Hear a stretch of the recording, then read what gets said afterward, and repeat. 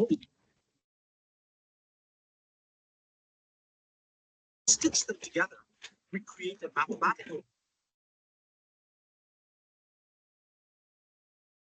or a cat walking on the surface of the moon. Straight lines and coordinate axes everywhere. But as we zoom out, the Einstein's big revelation in his general theory of relativity is that space-time is a manifold that bends and curves in the presence of matter or energy. Effects of this curvature produce what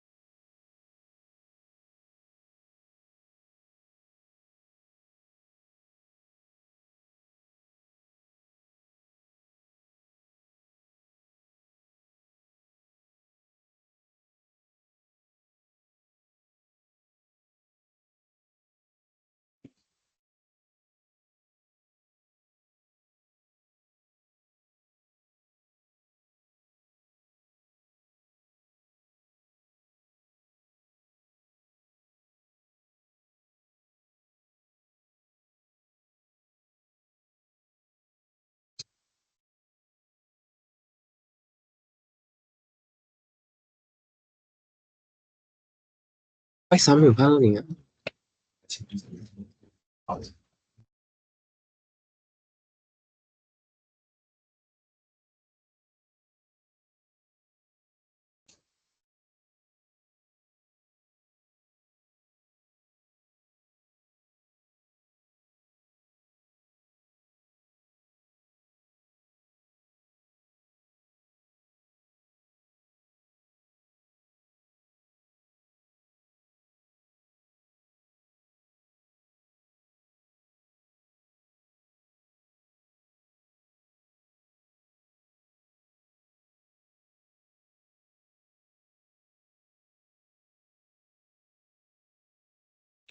？Good morning to everyone.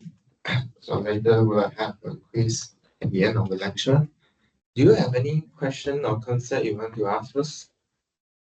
Maybe we can go through them or chapter one if you like. Have any doubt you want to clear before this lecture? Oh, thank you so much.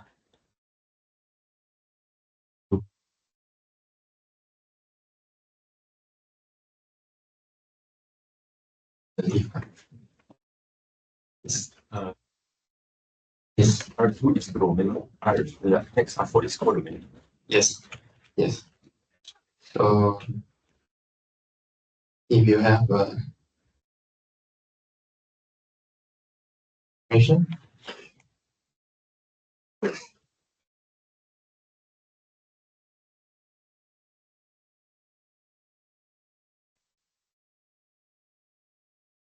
P from R2 to R4, then the first one is your domain, and then the second one is your column. Okay, so the element inside here is your input. Okay, student here become the output.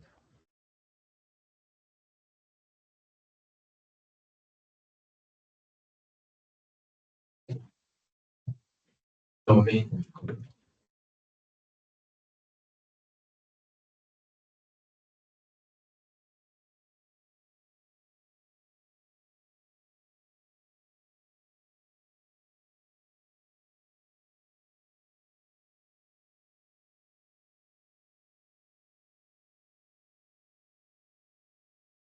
I think maybe part of the challenging of this course is I introduced a lot of terminology and definition, and then the idea behind this definition. Okay, but what I want to tell you is whatever we introduce here, right, the main calculation you did, at least for chapter one, is row reduction. And so you need to know how to turn your question into a row reduction question. Does it make sense? Yeah,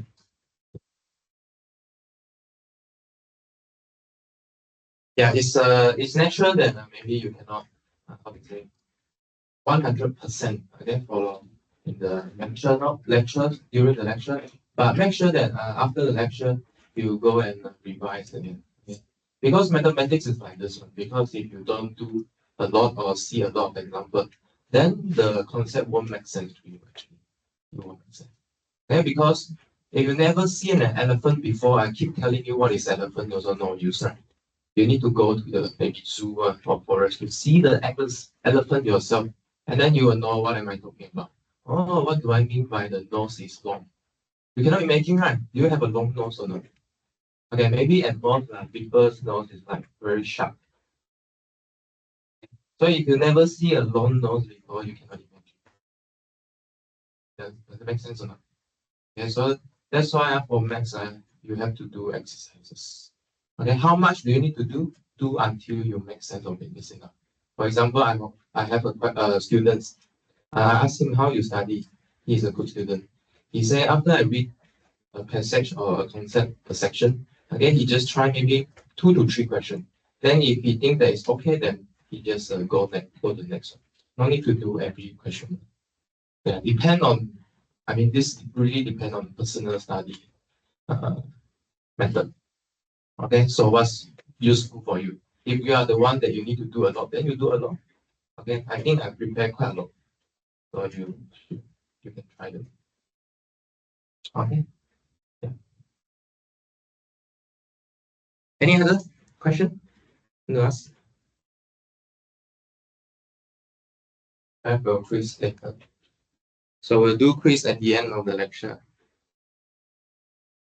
Okay. Any other thing you want to ask? Not sure about the lecture, not no. So a lot of you give very good feedback to me. So I have adjusted some solution in the lecture note. So make sure when you download the lecture note, right, you can check the date when I update the notes. Okay. Yeah. Keep refresher to the correction. Because there's a calculation error inside. Okay, so so don't too worry about your calculation error because most of the mark will be given to your step. Okay, maybe if you calculate wrong at the last step, maybe just -1 mark. Okay, but the most important thing is your step. Okay, why you use the step, how you use the step. Calculation error is not a big issue here. It's minor issue. I won't be like, oh, answer wrong, 0. No, not like that. Okay, so we will give marks to your step. Does that make sense?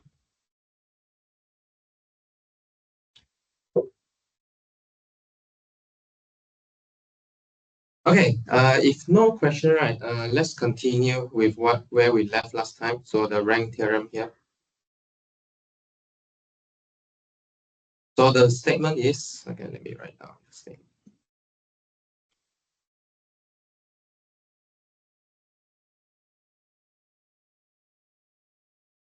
The statement is the rank,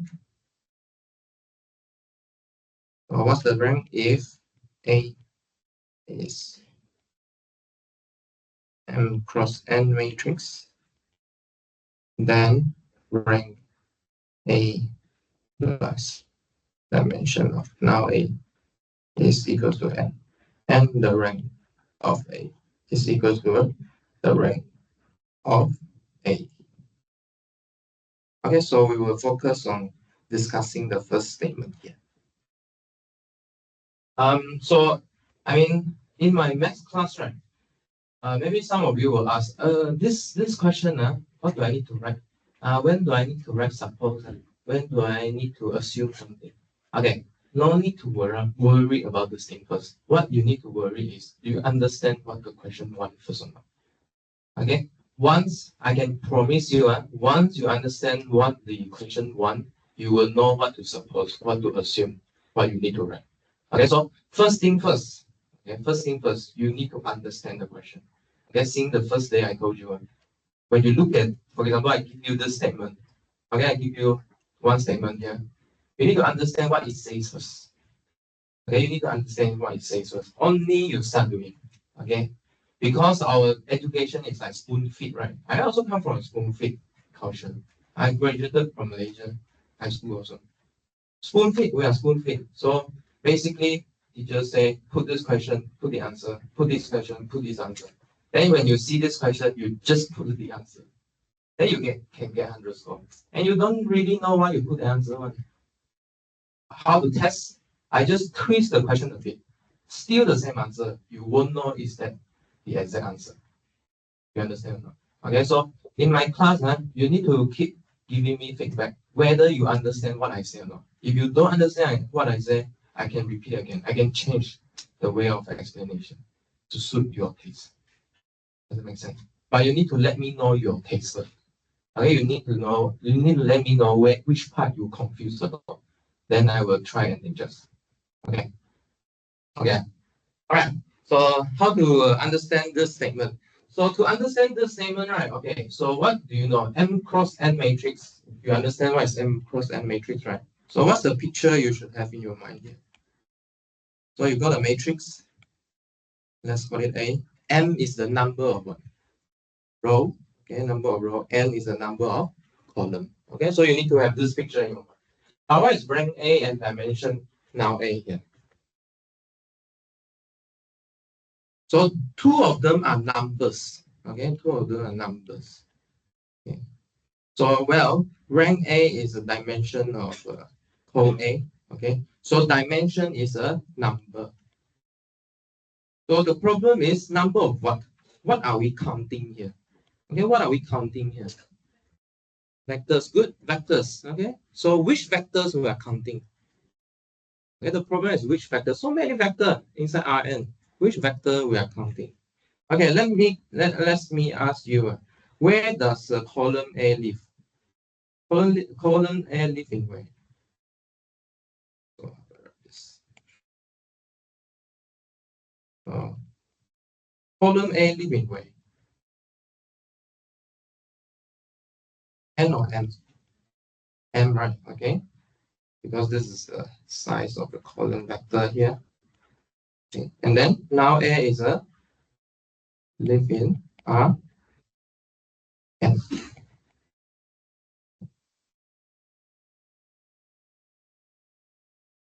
Okay, so why do I say this? So we need to recall what is co A and now A here. So let's record it.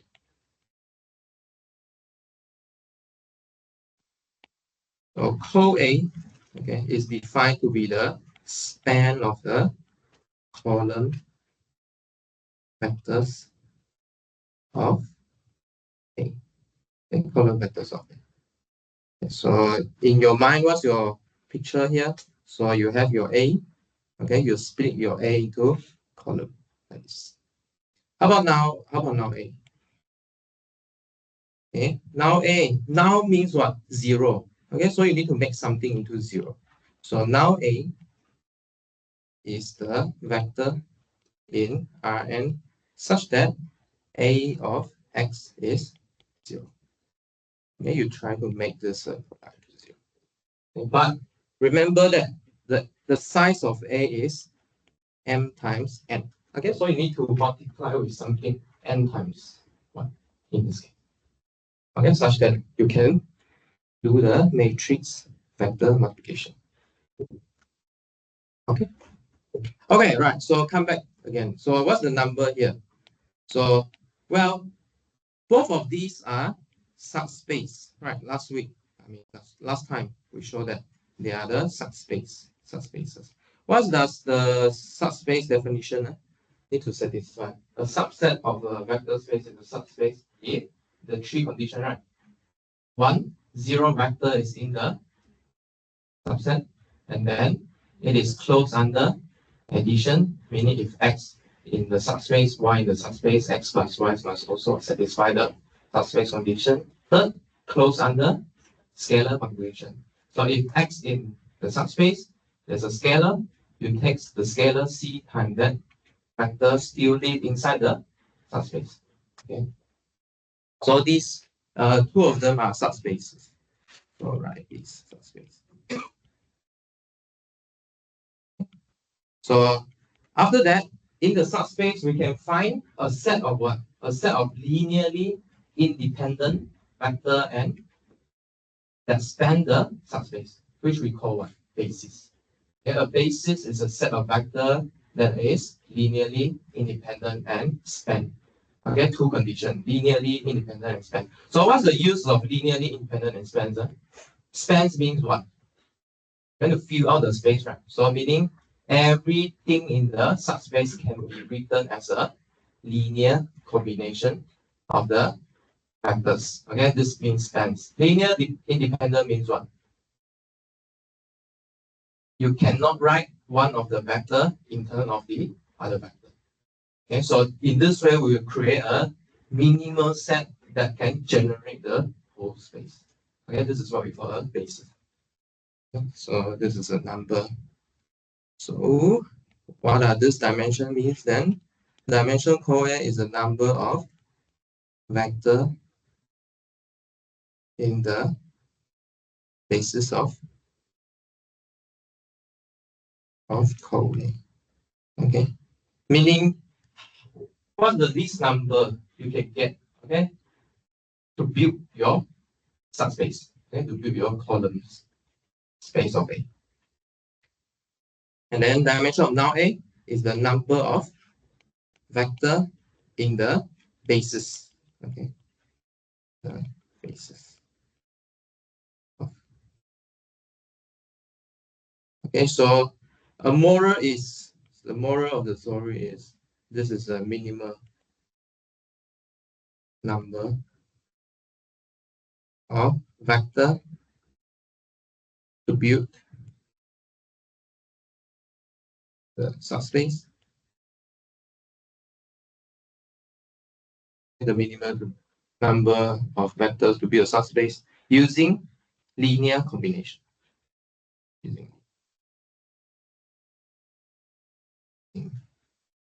Using linear combination.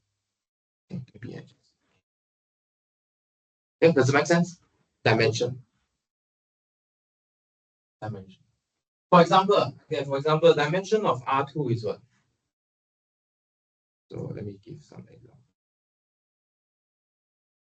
So dimension of R2 is what? What is the least number of vector that you need to build everything in R2? What do you think? Want to guess? 2. Okay, so why? So you need to give me what are the bases. So basis of R2. So what are the two vectors that is linearly independent and span R2? Want to guess? 1, 0 and 0, 1. Good. So first you need to show linearly independent, right? So how to show linearly independent? You look at the matrix built up by these two matrices here. And sorry, these two vectors here. And then you can see that there are every pivot position in every row and column. So if you solve the homogeneous linear system, x1 equals to 0, x2 equals to 0. So 0 is the only solution. How about span?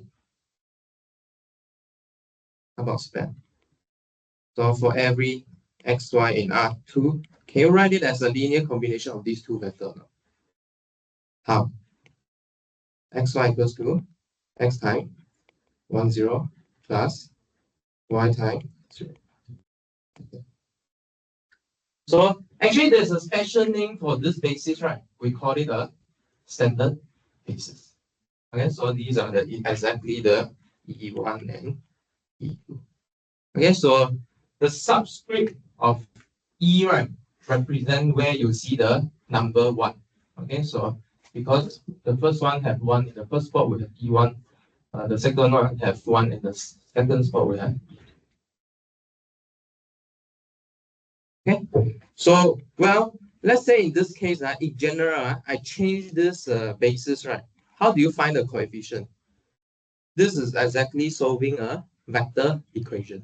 So meaning in general, you should use row reduction to find your coefficient. Okay. Yeah. Does it make sense? Okay. Right. Okay. So we have explained this whole idea here. Right. So I want to let you see one observation. Okay. Maybe a warm up for your quiz later. So let's look at this.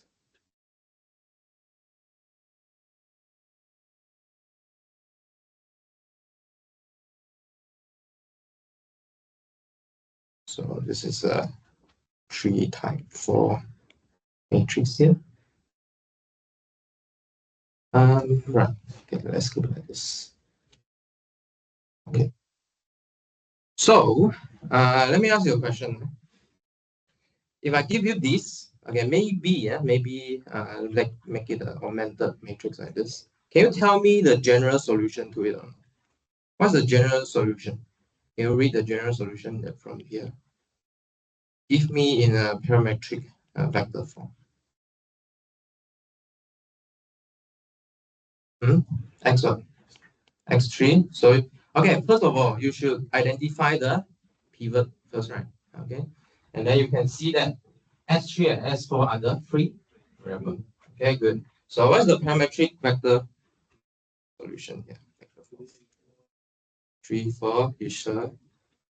Minus 3, minus 4, right? You need to move to the other side, and then 1, and then 0 plus x4 plus minus 3, minus 4, and 0 and 1. Okay, good. So what did you see here? if you see this coefficient matrix in this homogeneous linear system, right? Or we see it as a null space solution. Okay, what did you see here? There are two vectors that span the null space. Okay, two vectors that span the null space. And then you can readily check that these two vectors are also linearly independent to each other. Okay, in particular, you can see that these two is the given position. Okay, so what did you see here? The dimension of, see that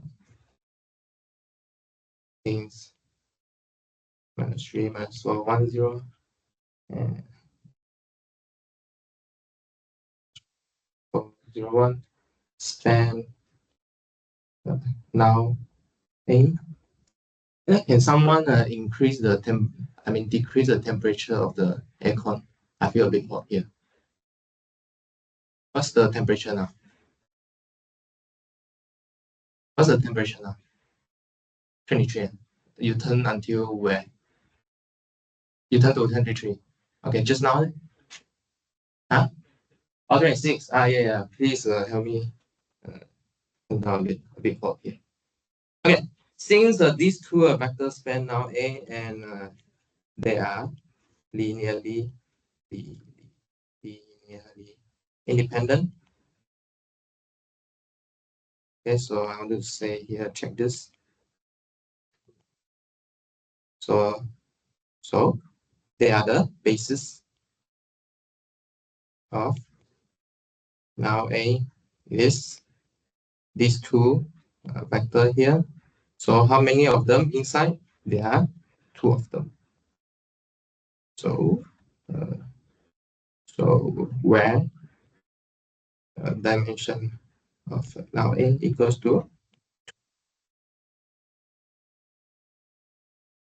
But from this matrix here, how many pivot columns? There are two pivot columns here. So last time we have a theorem saying what? The pivot columns are the basis vector for your co A. Okay, so in this case here, the dimension of co A, or in other words, it is rank A. Okay, rank A is 2 because there are two pivot columns. Okay, and then you can see that 2 plus 2 is exactly equals to 4, which is the number of vectors here. Okay, so I want to make a remark here. Remark 2 plus 2 equals to 4. Okay, so this is what this rank theorem is going to tell you. If you have a M cross N matrix, rank A plus dimension of now A is equals to N. In other words, this dimension of now A actually is the number of free variables. So meaning what? Actually, those solution with these free variable, right, will solve the homogeneous linear system. Can you remember on our last time when we talked about the solution for AX equal to B is a translation of the solution for homogeneous linear system. Okay. Yeah. So we turn this language into this kind of rank A now A language, okay, to be more general. Actually, there's one thing to notice here. If you just look at these two free variable vector, right? If you just look at these three number, right? Isn't it they are linearly dependent? They are the same, right? 3 4 0 3 4 0. Okay, but why are they becoming linearly independent? What happened? When we consider these two vectors, actually there's extra variable you need to consider. You need to consider the variable itself. So it creates a linear independency here on this S3 and S4. Okay, if you just look at 3 4 0 3 4 0, they are the same. Okay, but you see the position of this one here make them linearly independent. Okay, okay, there's something to see here. Okay, Any other question? Any question or no? Okay, so if no question, before we go to chapter 3, let's talk about this basis theorem. Maybe we'll see it again, okay, but we want to start a bit. So let's say if H is a p-dimensional subspace of Rn, okay, there's two statements, very important statement here. Any linearly independent set of exactly p elements in H is a basis of H. Okay. Second, any set of p elements of H that spans H is a basis of H. So what does this mean here? Okay, what does this mean? So if you know that your H is p-dimensional, so meaning what? The set number of basis vector is p. Okay. If you have a linear independent set of exactly p elements, it is already a basis. You don't need to check. You don't need to check it spans or not. No need. Just check one. Because last time I told you, right, to check it is a basis, there's two things to check, right? Definition of basis. Linearly independent and span. But in this case here, let's say you know the dimension is already p. Then you also have a linearly independent set of p element. It will automatically be your basis. No need to check span anymore. Okay. Another thing is, if you know that there's p elements that span H, it is also a basis already. No need to check linearly independent. Check one is enough. But the condition is what? You need to know the dimension of the H first. Okay. If you know the dimension of your H, you can do this. Okay, if you don't know, then you need to check both. Does it make sense? Okay, no? Okay, actually, this theorem is very fun. Okay, very interesting. So the first statement tells you that as long as this this p thing is linearly independent, it will automatically span. Meaning I can write everything, I can find everything in H using the linear combination of this p thing. Second, if I know that every element inside my H can be written as a linear combination of this p thing, then this p thing have no relation between each other. No non-trivial relation between each other. Okay. Okay or not? Does it make sense? Got question? Question? Span. What is span? Yeah, span very important. What is span? Span is what? In English word is like filling up. Okay, you want to fill up. But how to fill up? Who we want to fill up? We want to fill out the space. So how do we fill out the space? We write every element. Okay, so let me write down. So what is span? So very important definition. Span. Let's say span of V1 and V2. Okay, for example. What does this mean? You consider all the linear combination of this two vectors.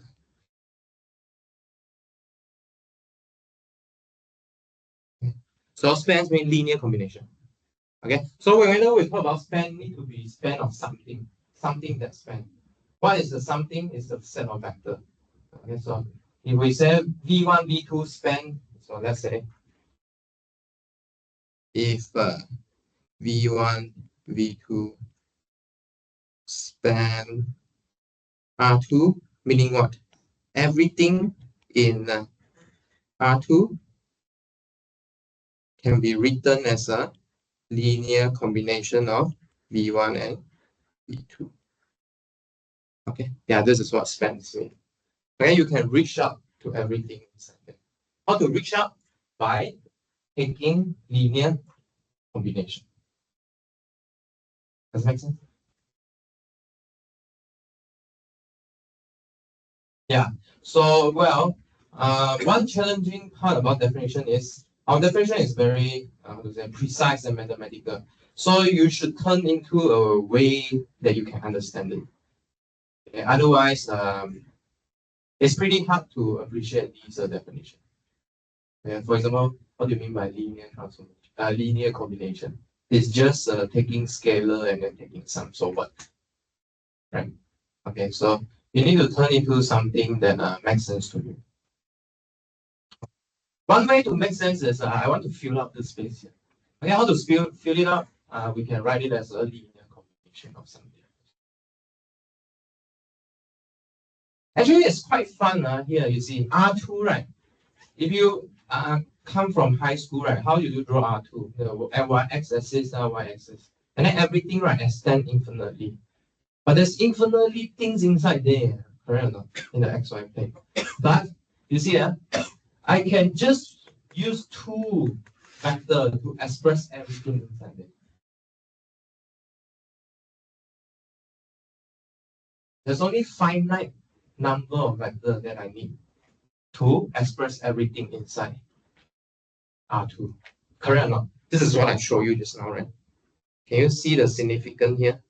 What's this calculation done here? Inside R2, there's a lot of things, infinite things. But I can just use two vectors to reach every gun inside there. So this is a nice thing about basis.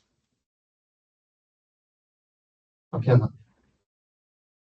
Okay. Yeah. But this is the key. The key is this linear combination that we can do.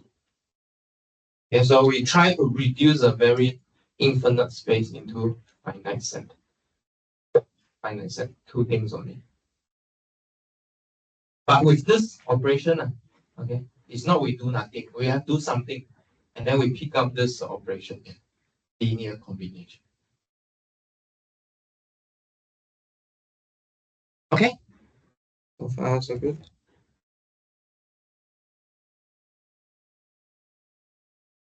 All right. So, any question before we leave chapter 2? Yes. What is what? Dimensional. Where did you see dimensional subgrid? Oh, what is okay. So good question. So what does it mean by p-dimensional subspace? So maybe you could guess this should be mean subspace with dimension p. So the dimension of this subspace is p. So meaning you go to this the story is you go to this subspace and then go and find the basis. Okay, a basis means what? A set that is linearly independent and span your subspace. How many of them? P of them. So for example, we just show that R2 is a two-dimensional subspace. Two-dimensional subspace. I mean, in a normal life, right? Conversation, you will tell people that, oh, we live in a three-dimensional space. So what does it mean by three-dimensional space? This is what we meant here. So there's three vectors that are linearly independent and span R3. So where's the three vector here? Where's the three vector? Up, going forward, and then going sideward. So these are the three vectors that is linearly independent and span every point in the space. Ooh, yeah. Okay. Okay. Okay, three-dimensional space, two-dimensional space.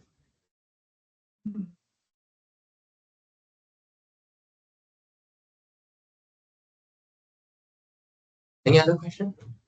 Very good question. Yeah, this is something people will overlook when we teach this knowledge to a new person. Because these sometimes this language is very normal to us.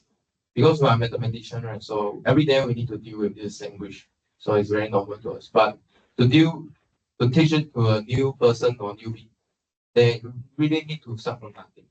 And so it's very good that you give feedback to me. Then I can keep filling this gap into it so that you will understand how to read the book.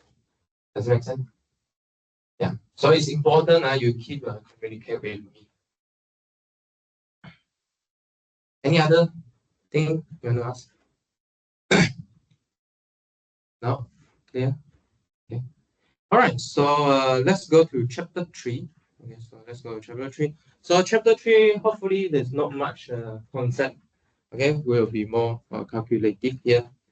Because a very important about determinant is we can use determinant to describe area or volume. But we won't go into that stage. You don't need to worry about. We won't introduce area using determinant. So in this chapter here, what we want you to know is you need to know the formula. Okay, how to find inverse of a matrix using determinant. We're using determinant. Right. So let's start from a 2 by 2 matrix here. So the definition of a determinant of a 2 by 2 matrix is, let's say you're given a matrix A, B, C, D here. Then the determinant is you taking the diagonal products AD minus the other diagonal product. That's this. Okay, actually we see this quantity before. Okay, when we try to derive the uh, inverse of a 2 by 2 matrix. Okay, AD minus BC. For example, this one, can you quickly tell me what's the determinant of this 2 by 2 matrix? 0. So fast. Okay, let me check. Okay, good. So determinant is 2, 3, 4, 6 equals to 12. So 2 times 6 minus 4 times 3. Good, very good. Okay, so it's 0. Okay, let's continue first. And next very important thing is this matrix Ij here. Or in the book, sometimes you will see it as a minor. Okay, minor Aij here is a what? Is a n minus 1 times n minus 1 matrix obtained from a n by n matrix. Okay, how to say, how do you obtain a one row less and one row less column, one row less and one column less matrix? How do you do? Okay, what we do is we remove the ith row and the jth column. So I think we should have a th here. Okay, so let's give an example here. Let's give an example. So let's say A is a 3 by 3 matrix. So I want to ask about what is a minor A11 here. Okay, so what do we do here? We remove the first column and the first row. And then we keep the n minus 1 times n minus 1 matrix. This. Okay. So for example, we can do something else. You want to try? You want to suggest one minor here? Anyone? A1. A21, good. Okay, let's do A21. So if it is A21, what do we do here? We remove the second row, right? Okay, we start with row, second row, and then first column, and then such that we get the remaining matrix like this. Okay, want to try one more? Maybe A32. Okay, so if we consider A32, the first subscript correspond to row. Okay, I remove the third row and then second column, and then we will get 1300 like this. Okay. So far so good. Okay, minor. Okay, so this is a minor. Okay, so why we do this? So here we're gonna compute a determinant for a general case. Okay, n by n case. So how do we define it? Okay, so we define it using minor here. Okay, so how many minor here? So if you have an n cross n matrix, there are n minor here. And what's this minor here? Look at this minor here. Oh, A11, A12 up to A1. And so meaning what? All of them, we remove the first row, but with different column. Okay, so let me demonstrate to you here. So what we do is we remove the first row. Okay, so all the ones here. And then we do it column by column.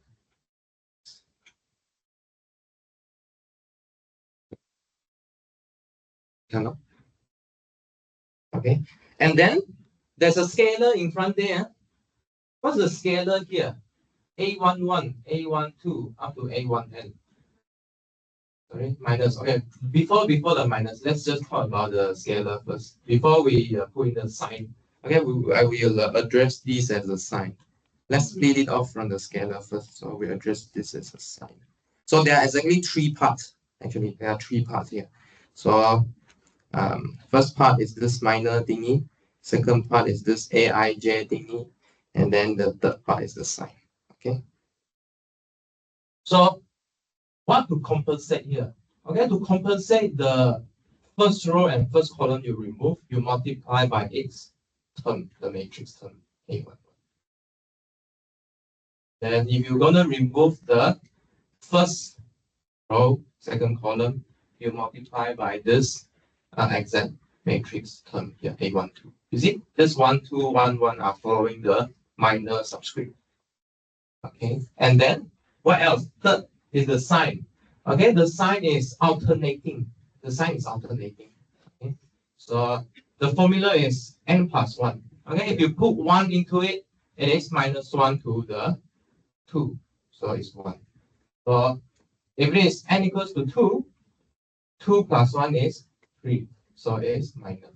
So it's alternating. Plus, minus, plus, minus, plus, minus, plus, minus. You start with the plus. Okay, you start with a plus here. So plus, minus, plus, minus. Okay, alternating. So this is the alternating sign.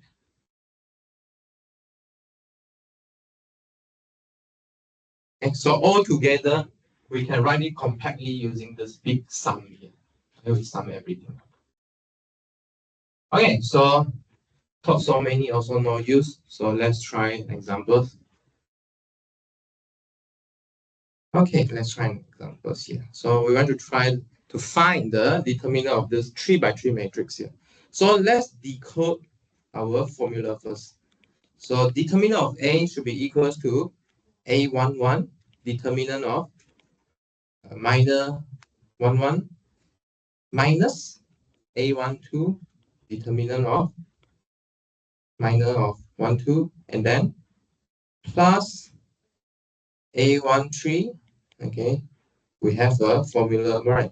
Minus 1 to the 3 plus 1. Okay, times determinant of A13. Do we still have A14 or not? No, right? So there's no fourth column for you to cancel. Okay, so we stop at 3.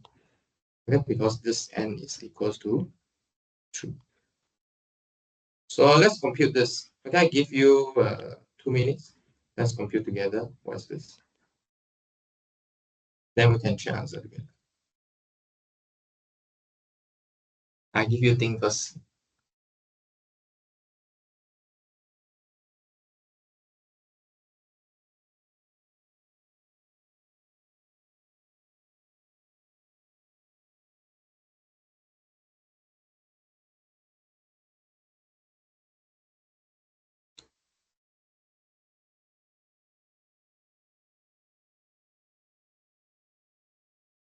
Let's try first. Let you try.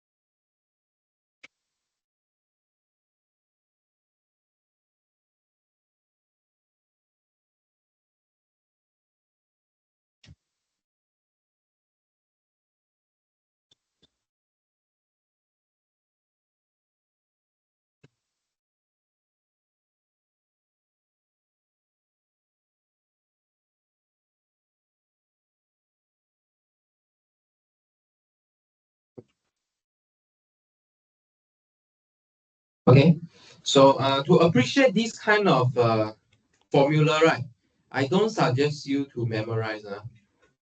I mean, word by word. What do I suggest you is the step. Okay, what's the procedure? Okay, let me show to you a picture more in a picture way. So if we're gonna do A11 times determinant of A, the minor A11, what do? You first remove the first row and first column to get your minor, and then you multiply by A11. This is the exact point you need to multiply to your minor. So in this case, it's 1 times the determinant of -2, -1, 7, and -2. Similarly, for the second case, you should take away the first row, okay, and then the second column, and then you get a minor. You get a minor. So the minor is 3, -1, 4, and -2. Then what's the number that you need to multiply? It's exactly this intersection point here, A12. Okay, so you take this one. And remember that there's an alternating sign here, minus. Okay, so plus, minus. Next one, you should expect a plus. Okay, so if you do the same idea here, so plus 0 times a minus. So actually, you don't need to write the determinant out anymore, right? Because it is always 0 after multiplying 0. Okay, so what's the answer here? So now you reduce your matrix to a 2 by 2 matrix. But we know that the determinant of a 2 by 2 matrix is AB minus BC. Okay, so in this case here is 4 plus 7. Okay, and then minus 5 times minus 6 plus, sorry, yeah, plus 4, which is 20. Okay. Everyone got 21? Okay. So in this case means what? What does this formula really do? Because each time you take minor, right, you reduce the size of your matrix. So you reduce until you get the 2 by 2 matrix, you can use the 2 by 2 formula. Okay, can you imagine or not? Okay, so if you have a, let's say 4 times 4 matrix, so in the first step, you reduce it to a linear combination of determinant of 3 by 3 minor. And then to compute a determinant of a 3 by 3 minor, you reduce it to a 2 by 2 minor. And then once you get a 2 by 2 minor, you just use AB minus C. Okay. Yeah. All right. So you might think that this is very troublesome. So next up, we will introduce a lot of easy way, okay, to make this calculation easy.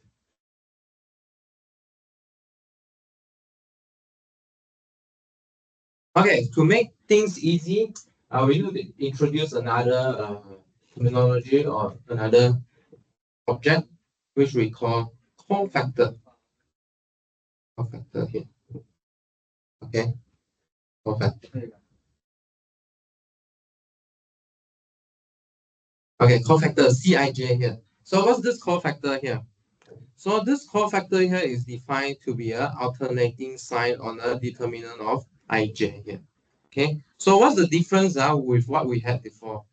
We actually combine the sign part and the determinant of ij together. Okay, and previously we just removed the first row, right? Now here we include a variable, okay, in the first index here, ij. Okay, does it make sense? So we generalize the term inside the determinant formula. Okay, we generalize it. Okay, we not longer only look at A1j, but we look at different I. Okay, we can change a different. So why we do this? Because what the theorem is actually the determinant of an n by n matrix can be computed by a cofactor expansion across any row and column. Okay, meaning what? We don't necessarily need to take away first row and with all the column. Actually, we can start with any column and any row. Okay, we can start with any column and any row. Okay, so that's three things here. This is the scalar part, and then this is the sign plus the minor part. Okay, determinant. Okay, so let me give you examples. Okay, let me give you examples. So for example, in this 2 by 2 cases here, okay, we're gonna compute the determinant. So from the first formula I told you, right? What's the determinant of this 2 by 2 matrix? AD minus BC. Okay, we write down AD minus BC. What you get is A11, A22 minus A12, A21. But we also have a formula, right? Should we use the formula? Maybe not use the formula because this is too a bit degenerate. Okay, but the idea of this theorem here is you can not necessarily expand on the first one. You can expand from the second one. Okay, how about we use the theorem? I mean, yeah, let's use the definition. Okay, so let's put it in for the sake of showing to you. Okay, so determinant of A11 should be equals to A11 times the determinant of A11 and then minus A12 of the determinant of A12. Okay, so this is the formula or the definition we had just now. But in this case here, if you expand along the first row, right? Okay, we call it expand along the first row because we're gonna remove the first row and all the columns. Okay, so what did you see? A11 of a determinant of a minor A22 here. Okay, minus A12 of a determinant of A21 here. Okay, so we should define that determinant of a 1 by 1 matrix is fixed. Let's define like this. For determinant of number is fixed. Then we will get this formula here. Okay, AD minus BC. Okay. Does it make sense? Okay. Okay. How about let's say we don't want to do it on this row. Okay, we do it on different row. So what do we mean by doing on different row here? Let's say we consider determinant A to be equals to, let's say A21, determinant of A21 minus A21 minus, I think, okay, wait. So what's the sign here? The sign here need to be careful, right? Okay. Okay, so let's start from very beginning, from what this formula says, such that we can follow it. So let's say, okay, well, so in this notation, right, we should write it as, in the first one, we should write it as j equals to 1 to n of aij times c1j. Okay, so this means that we are doing cofactor expansion across the first row. Okay. Let's say we do it across the second row. Okay, so what notation we need to change? We need to change to A2J and C2J. Like this. Okay. So let's write down this notation here.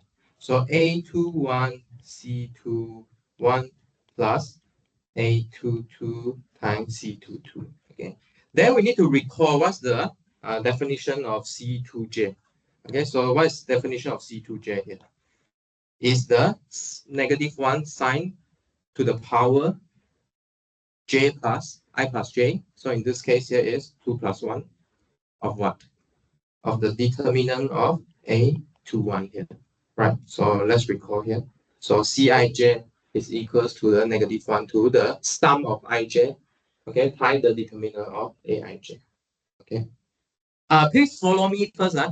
After that, I will show you pictorially what this means. Okay, and then plus A22 times -1 to the I plus j, so it's 2 plus 2 of determinant of A22 here. Okay, and then so translate it into this picture. What happens? Determinant of A21 means what? I remove the second row, first column, so I get a A12 here. So A21 minus 1 to the 2 plus 1 times A12 plus what? Determinant of A22. So you remove the second row and then second column. So you're left with A11 here. A22 plus 1 to the 2, A1. So all together, what do you get?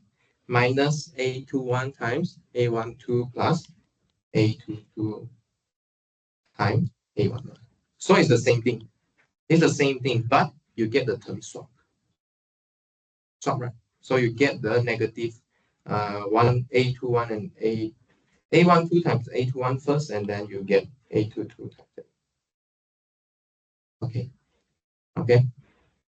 Okay. So well, you can try in a different column. So for example, if you wanna try on different columns, what happens here? So instead of doing J, you do your sum for I. So in this case here, N is 2.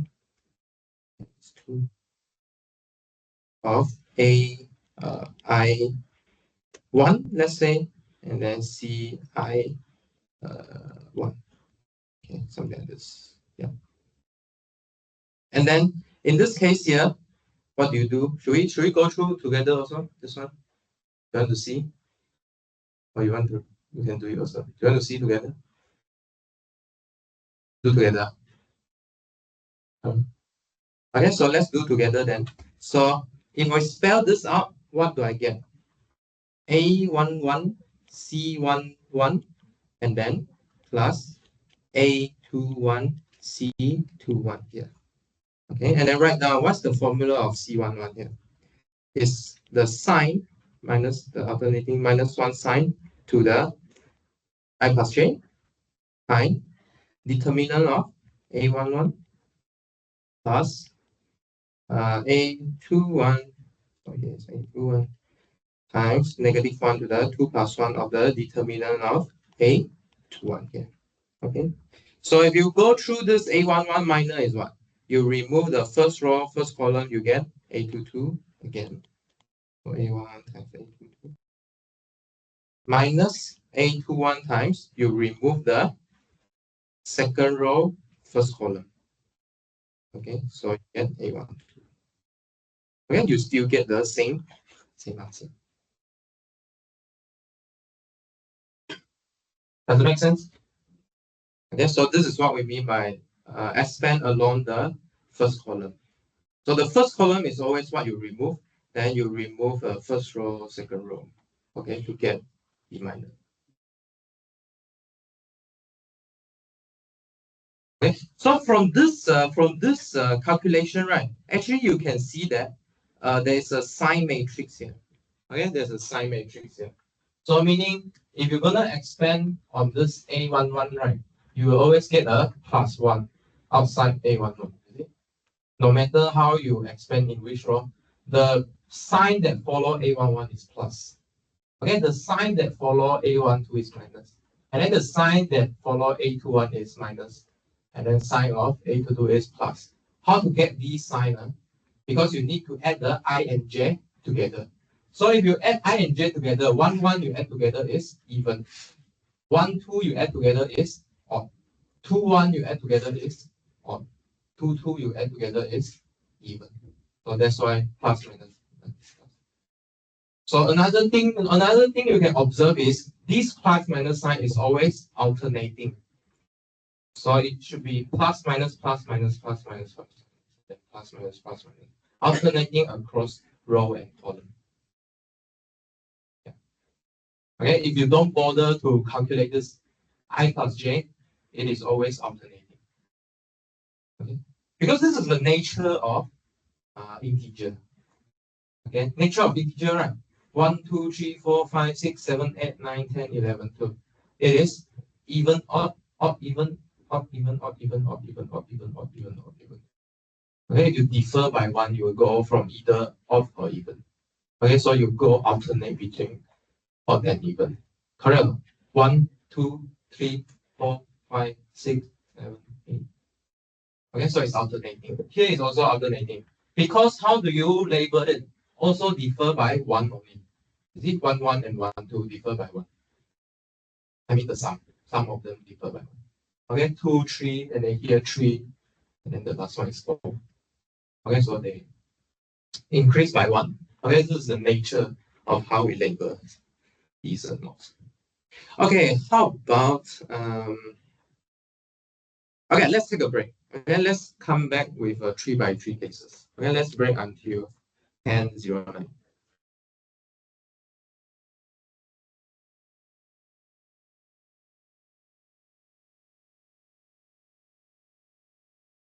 就是matrix 啊，那个 matrix 啊， Yeah, 那个 ij 啊， yeah. 是就是来，如果我们要换 i 的话，我现在那个减的上面的 sign 就拿 i 的，如果是 ej 的话，如果是 ej，哪个？你说哪一个派？这边用这边。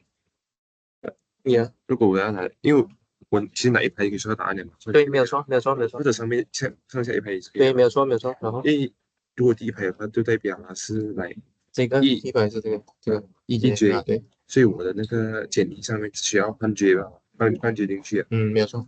对，是这样。换 J， 你 E 还在吗？E 加 J。那个 e 就是本来的 formula 呀，那个 j 是我们要可以换的，就在1、2、3。对，所以就可以找到它的减加减的意思。那我再理解一下。你的意思是说这个 part C 一 J 嘛，是吗？你在讲的是吧 ？C 一 J 等于减1就得1加 J 这样。对，这样咯，是这意思啊。呀。所以我不管做column或者做 row 都是可以的，不管横着做或者直着做，只要跟这个 formula 就可以了。这个方面，就是如果我们要做直啊，就是i 来第二排啊，所以我们只需要减1，然后1加 i 是这意思。哦，不是，这个就是跟着这个2加2 i 加2，因为它这个是 ij 嘛，i 加 j 嘛，这两个东西加在一起，所以这两个一个是 i，一个是 n。所以是，所以这两个在一起了。对，是加同一个。明白。这两个在一起。对，这意思就是算你的名的嘛？是所谓的是这 cofactor 是可以拿来算 determinant。cofactor 是 determinant 的一个部分。其实一个部分。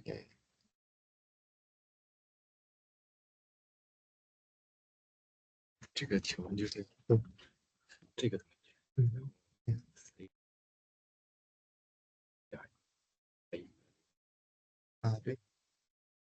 determinant 要 determinant。对，还差一个 determinant。对，差一个这个第一题。对，对。这个第一把它划了，把它划的是不是就只剩个它了？对，没有错。然后对这个东西就是 AR。对，我定义determinant of 一个号码就是那个号。行，因为这样的话我们才可以来再用回那个这个 definition。OK，其实还是这个比较好用。你说哪一个？这个，对，这个比较好用，对，没有错。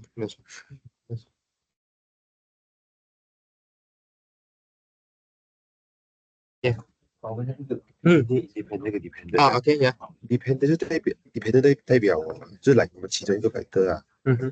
对，它叫做 x， 比如说 x 啊，我们的 variable 啊，是一定要用另外一个 variable 来找到这个 variable 意思。linear dependent dependent 不是讲要用另外一个 variable 找到这个 variable，是说这个 variable 可以 ，OK， 不应该说 variable， 应该是说 vector。这个 vector 可以从另外一个 vector 来。是一定要从那个 vector 来，如果还没有从另外一个 vector 来，不是，你不应该这样想，因为它 vector 本身就存在了，它本身就在了，他们每个人是独立的个体。但是如果有 linear dependent 的话，就是说我可以从另外一个 vector 得到它。懂什么意思？我懂，它是可以借鉴一部分的意思啊。因为有不同的出发点啊，可能来这个是这样，这样讲哎，然后一个可能是来这样讲哎，一个比如说这个是一个 vector 嘛 ，v1 嘛，然后 v2 是另外一个 vector，我讲这两个 linearly dependent 是因为我可以把这个 V1 拉长，对，没有错，对。就这个 definition 嘛。linear 最后一个 combination 哦，linear combination 就是说我可以，就是如果我们班上讲的就是这个东西，它有一个 non-zero 的解来解这个 linear system，因为它 non-linear 过后才会有这种 scaling 的 effect，或者写成 linear combination 的 effect。因为这是两个 vector 吧，所以你会看到它如果有 dependent 的话，肯定是 scale 的。但是如果是有三个在一起的话，就不一定是 scale 了。因为如果你高中有学过的话，就是来这两个加起来可能会得到另外一个嘛。then 我会说这个 V3是 linearly dependent on V1 跟 V2咯，因为它是可以从 V2跟 V1做出来。哦，嗯明白。嗯，就刚才哪一个教那个第二课的，应该有教到。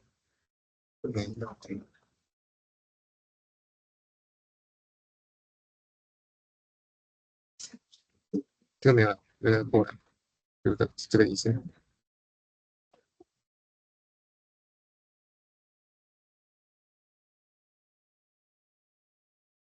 什么我讲？嗯，为什么 span？哎，不是，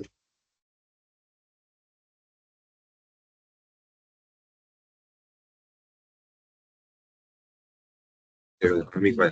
对对，OK，OK，OK，OK，OK。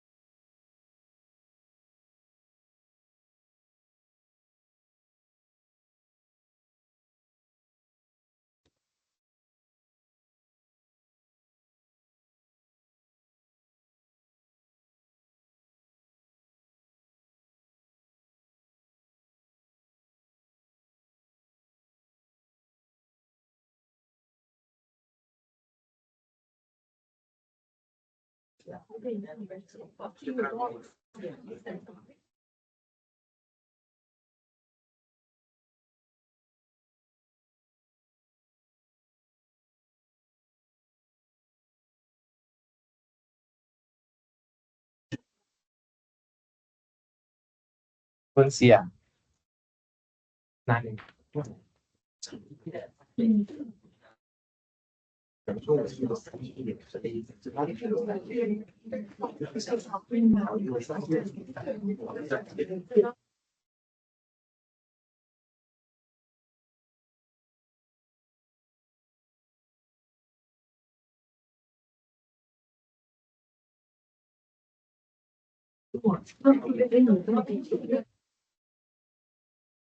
好玩的有力量。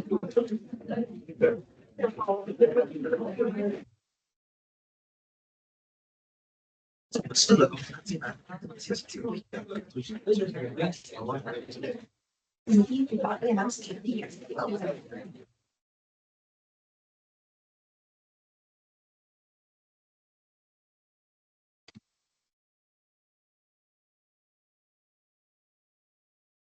这有屁股。对，你把它画给出来了，画了。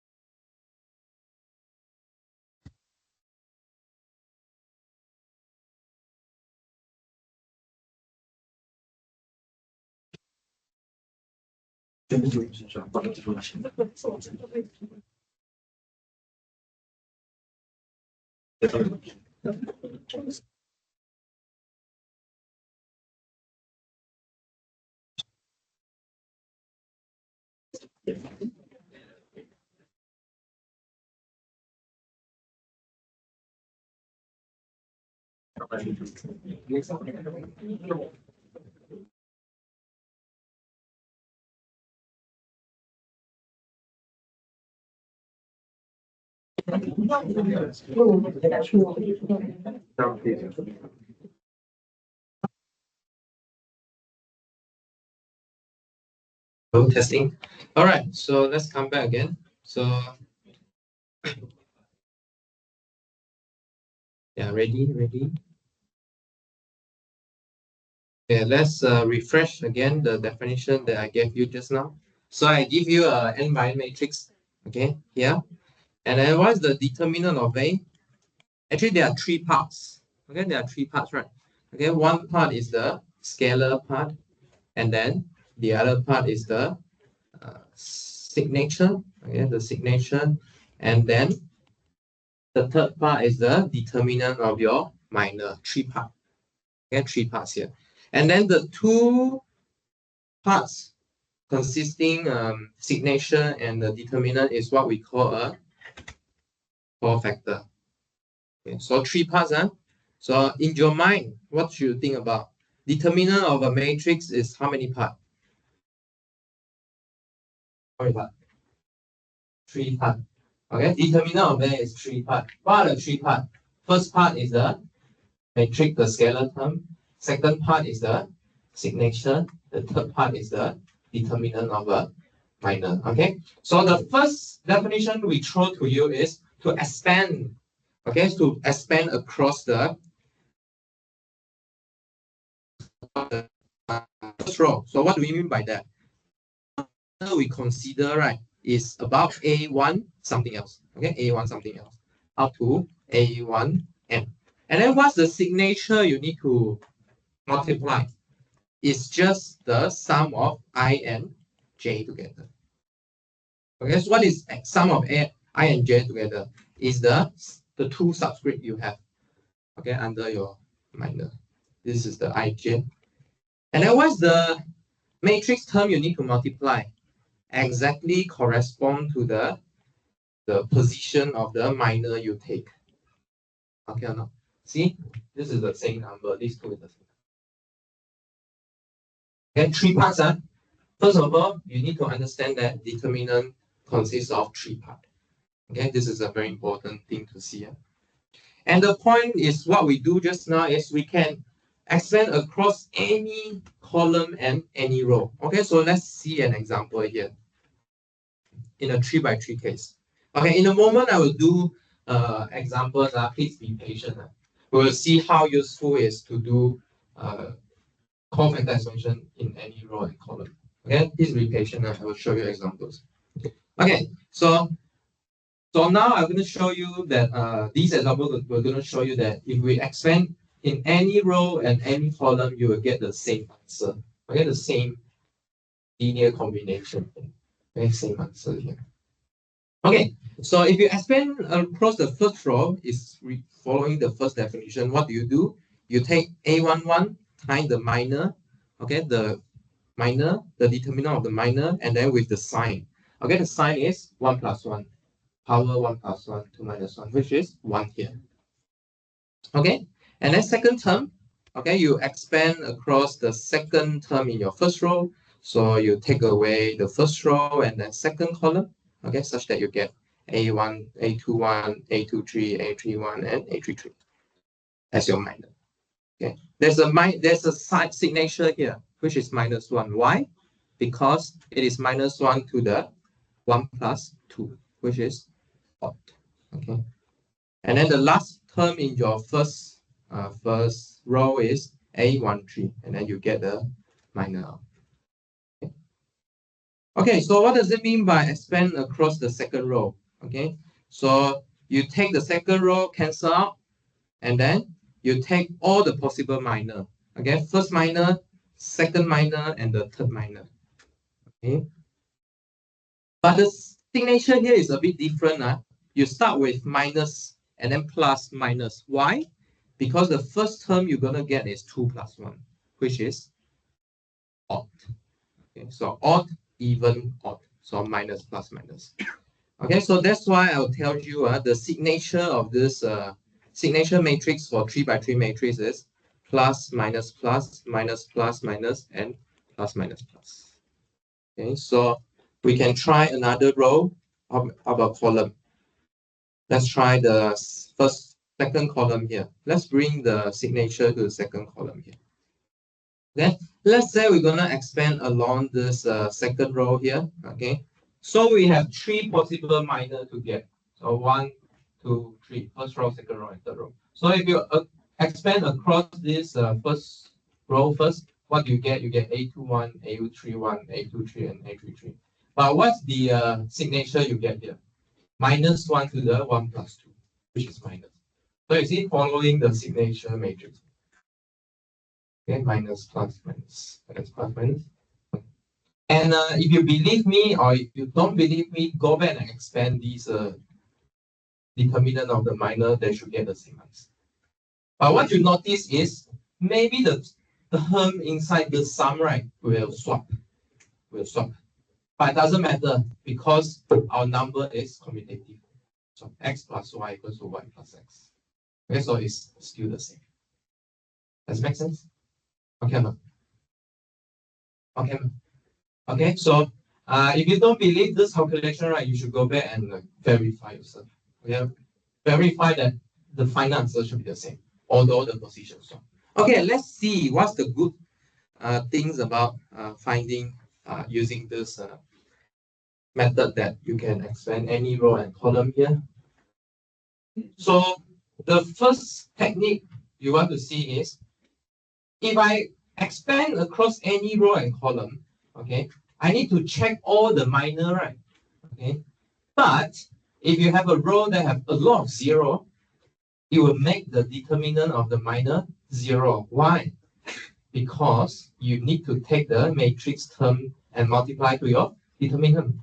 So if the matrix term is already 0, I don't care what is the minor already. Correct or not? For example, let's look at this point here, 0 point here. What's the minor? Okay, let me draw it.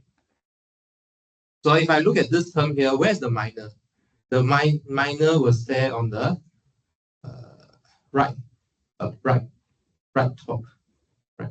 Okay. I don't need to care whether this determinant is 0 or non-zero, because we're going to multiply 0 to this determinant anyway. Okay, so it is our calculation. For example, let's say if you're going to expand across this row, right? So let's say you expand across this row. Then you need to get all the possible minor. Okay, you need to get all the possible minor. But if you expand across this column here, there's only one minor you need to care about, which is the minor of this tree here, this position here. Okay, because if you look at all the other minor, they're gonna multiply with 0 anyway. Does that make sense? Okay, so what's the signature matrix? So let's get out the signature matrix. So here is 5 times 5, right? So you start with plus, minus, plus, minus, plus, and then minus, plus, minus, plus, minus, and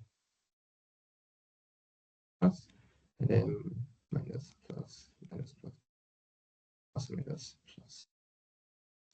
Okay, so remind you again, how do we get this matrix from? The term inside here are Cij, let's call it x. So this signature matrix is x.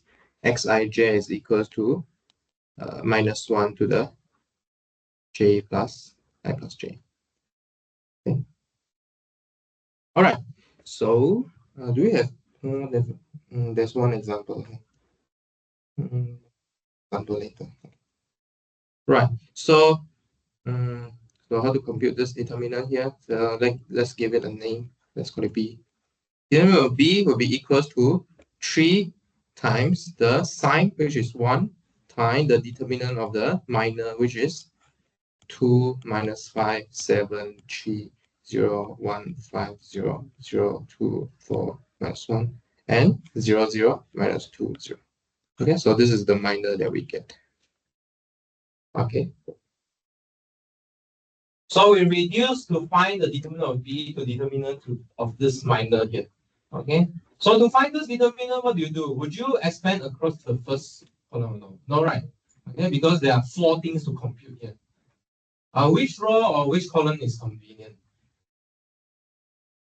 First column. There's another choice, right? 4th row also can.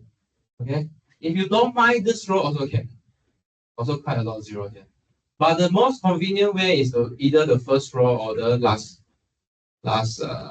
row. Okay, first column or last row. Maybe we pick one. Let's pick the first column here. So this will be equal to 3 times 2 times the determinant of So this signature change already, right? This is a 4 by 4. Okay, this signature change. So you should have plus minus plus minus and then plus minus plus. So this is the determinant of 15024 minus 102 minus 1. Okay. So if you are another kind person, right? You can pursue the other way. So maybe you want 3 times plus minus plus minus. So plus minus plus minus plus minus plus minus. So if you want, you can pursue the other way. Maybe you can take this minor instead. So this time determinant of 2 minus 5 and then 0, 0, 1, 2, and then 3, 0, minus 1. Okay, you can pursue this way also. Okay, you should get the same answer. How about next? Yeah, let's pursue the first way first. We need that.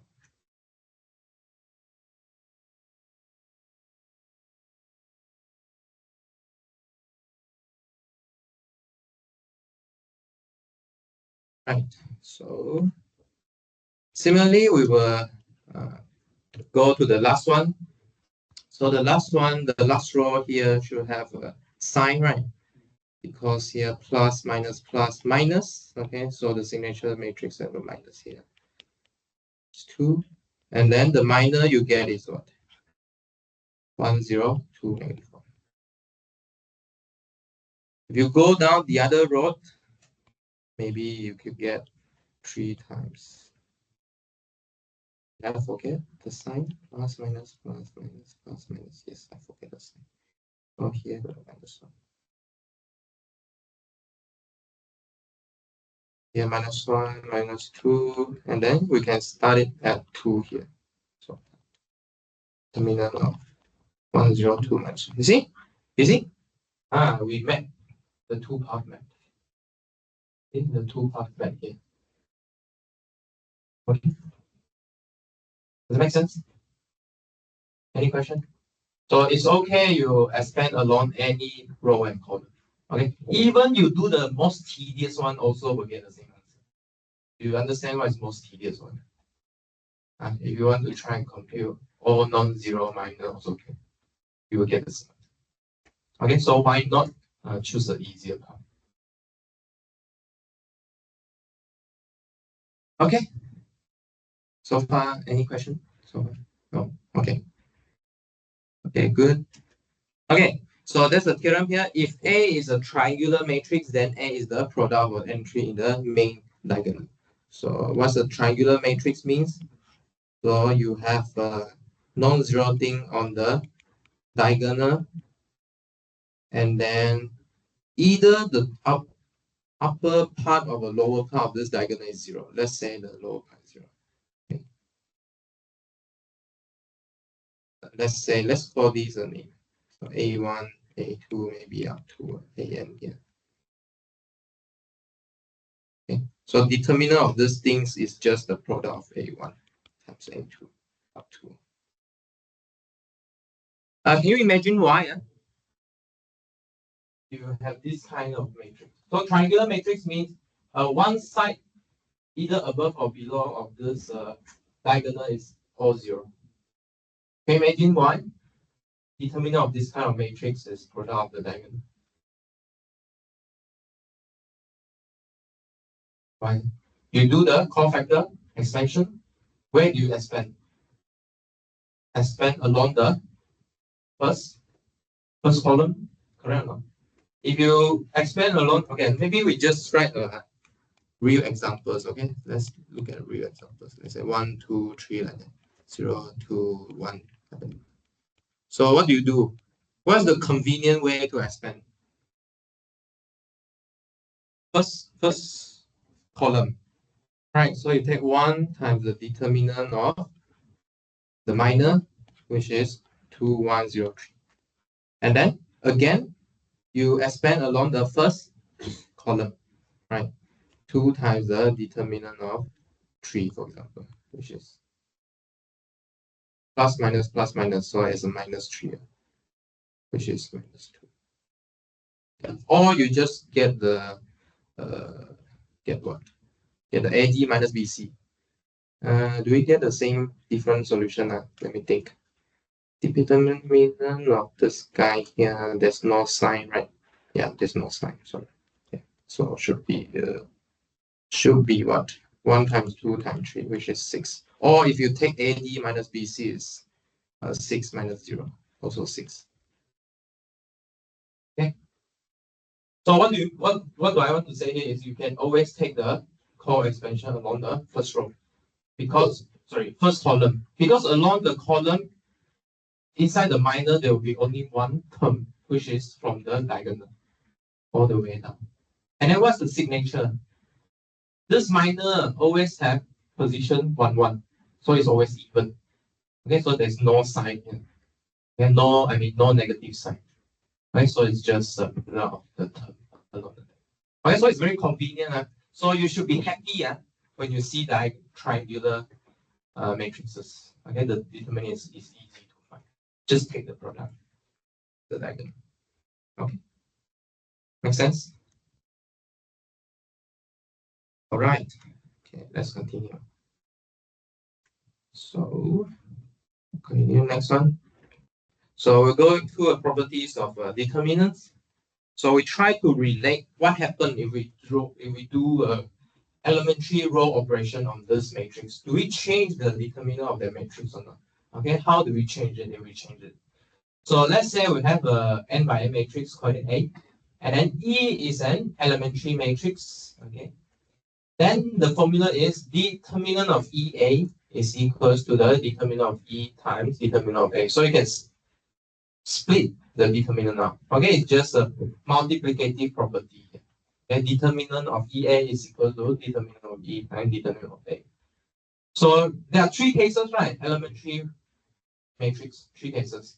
Either you do a row replacement, either you do an interchange, Ri go to Ij, or you scale by R. Okay, so the result is quite straightforward. If you do row replacement, it doesn't change. Okay, it doesn't change the determinant of your A. Doesn't change.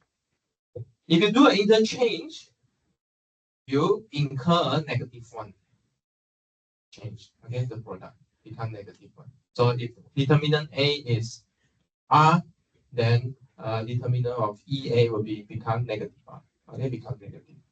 And if E is a operation that scale by R, then you will scale your determinant A by R also. Okay.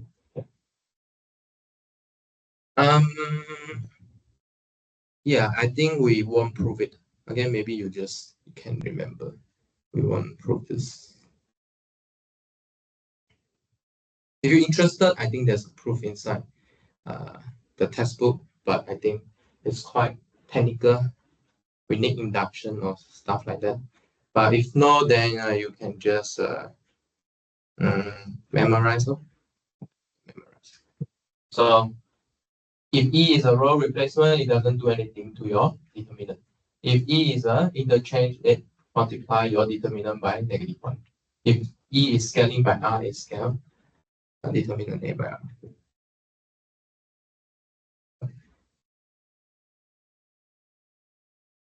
So yeah, this is what we have covered just now. See if we have examples or not.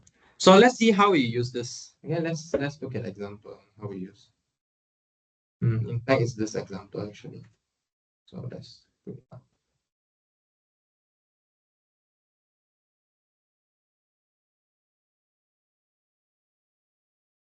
Let's see how we're gonna use this result. Right.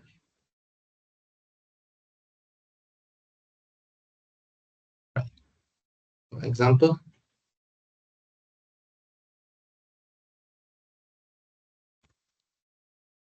A to be a 3 by 3 matrix. 1 minus 2 minus 2. Let's find determinant of A. Well, there are 2 ways to do this, right? Maybe I guide this example first, later I let you do one example. Okay, let's guide this example and let you do another example. So one way you will do is what we use the cofactor expansion here. So if we're going to use the cofactor expansion, my choice is to extend along the last row first. Okay, I will extend along this row. Okay, so I will do it this way. So along this row. Okay. Well, the signature matrix should be plus minus plus minus plus minus and plus minus plus. Okay. So it's plus minus plus. So there are three things to put together, right? So one is a matrix, the term coming from matrix, and then the signature is plus here, and then the determinant of your minor. So the minor here is minus 4, 2, 8, 9. Okay, and then next one, minus of 7. And what's the minor here? 1, minus 2, 2, and minus 9. And then last one is 0. Good, 0. I don't care the minor now. I don't need to care about minor. So all together here, what do you compute? Minus 1 times 36 minus 16 minus 3 times minus 9 plus 4. Okay, all together you should get minus 20 plus 30, which is 15. So just now we learned about the effect of elementary matrix on the determinant of A. So we're going to use that method now. See if we get 15 or not. Okay, see if we get 15. So let's go down. Okay. So second method, we're going to use the effect of elementary matrices.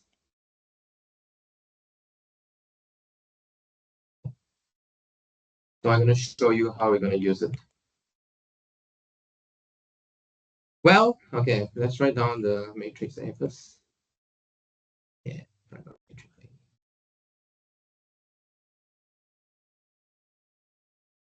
Well, you see, this matrix are not many zero. Can we make more zero by elementary matrices? Elementary row operation. Can we make more zero? Row reduction, right? Row reduction REF, right? What does REF left with? Pivot position, right? Pivot position, pivot column should have 0 above and below, right? Okay, so we can do that. So what's my choice here? Okay, well, let's do row replacement first. There are two row replacement I can do first. For example, R2 plus 2R1 and R3 plus R1. Okay, so if I do this, what happens to my matrix? The second row become, so this is a test, warm up before your quiz. Second row is what? 0, 0, minus 5, good. Last row, 0, 3, and 2. Okay. But what happened? Any changes to my determinant or not? No, because row replacement won't change your determinant. Okay, so there's nothing. I mean, there's something multiplied by 1. Okay, yeah. Multiply by 1 twice. Okay, so you did nothing to the determinant. So now I create more 0 already, right? So you can see that I'm quite happy now. I can expand along the first column now. So if I expand along the first column, maybe we don't want to do that. We can do even better stuff. There's actually triangular matrix hidden here. How? Swap. Good. Okay, so we do another row replacement. R2 to R3. But be aware, now you are interchange, right? Interchange, what happened? What changes to your determinant? There is a minus sign. Okay, it incur a minus sign. Yeah. And then now we can use the theorem on triangular matrix, right? The determinant of this matrix is just the product of the diagonal term. Okay, in this case here, it's minus of 1 times 3 times minus 5, which is 15. It's the same answer. Okay, it's the same answer just now. Yeah, no? Yeah. Okay. If you forgot the theorem, you still can do core factor expansion, or you still can do core factor expansion. You just expand along the first column, first column, first column. You get this. Okay, any question? Any question? Any question so far? Okay, if no question, try this example. I give you 3 minutes. 3 minutes. You can discuss with your friend. Check if you have the same answer. Try this yourself first. We'll check answer.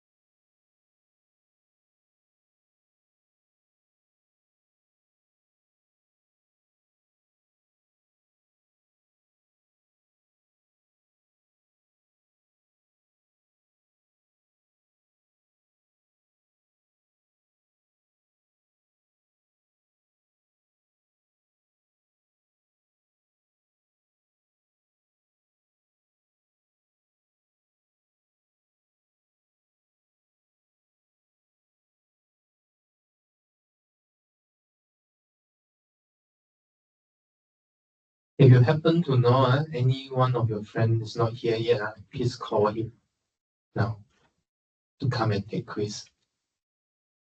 Yeah, please call him now. You cannot run away from quizzes.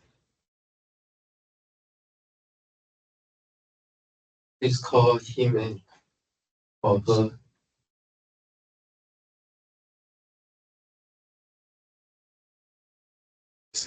Yes. He sent you an email. He already sent you an email. Of IB, You mean Yeah, IB? yes. Okay. So how is he now? For procedure. Okay. Already, I believe, for 2 days, but now he wasn't okay, so yes.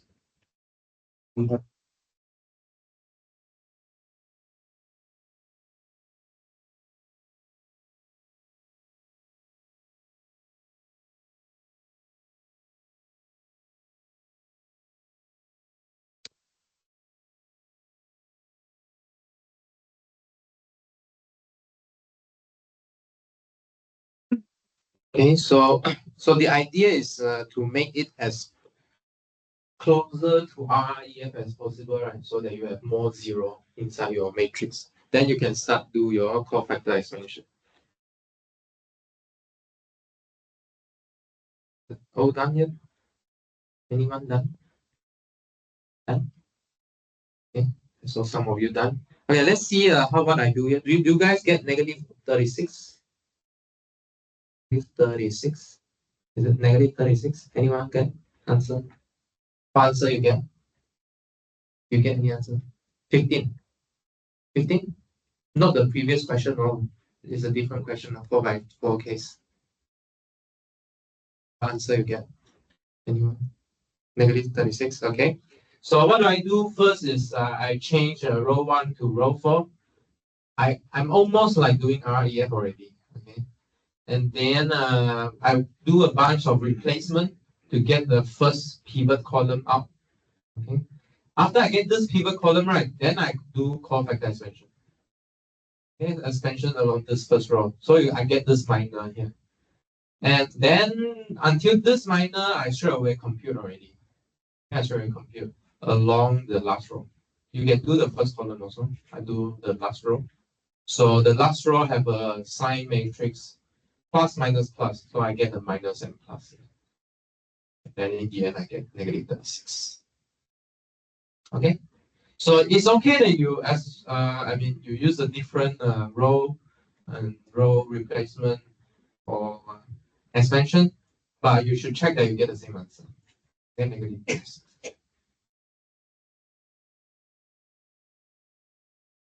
Question? Question? Any question? Okay, so from elementary matrices, I'm sorry, yeah, from the elementary matrices interchange, I only have a one negative change, negative multiple of negative one, and then for the row replacement, it doesn't change the determinant.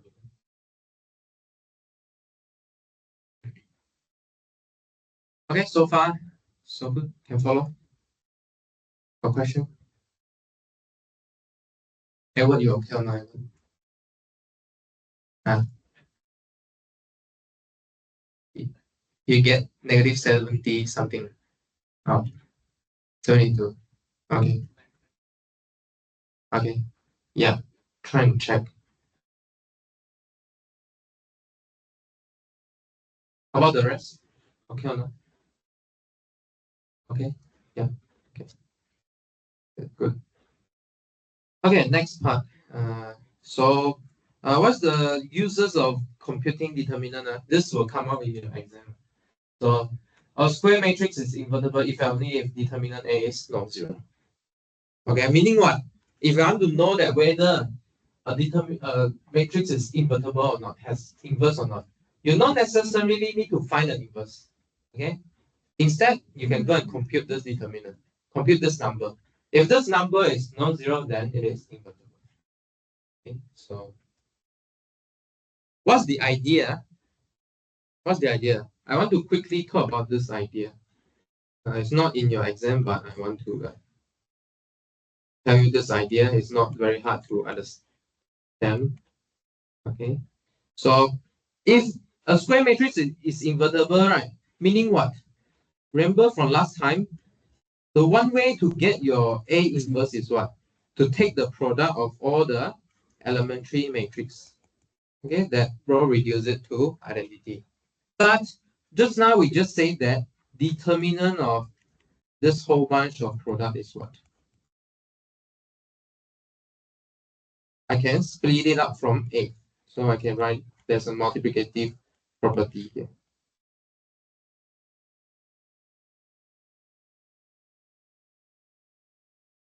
But what is the determinant of an identity matrix? Right, because the product of all the ones is just one. Then the question is about determinant of this whole bunch of things. What is this? What's the determinant of this whole bunch of things?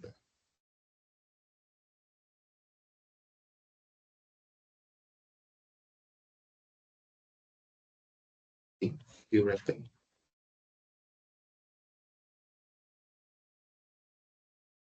Now, what do you reckon? What's the whole bunch of this? One thing you should know that they are non-zero. They are non-zero. Why are they non-zero?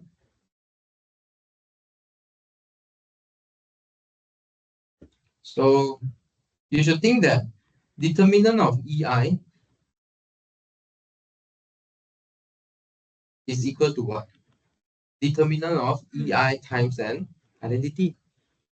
But just now we have a theorem says that determinant of EI times some matrix can be split into determinant EI times determinant of I. But just now we know that determinant of I is always 1. But what is the effect of determinant of EI can do on 1?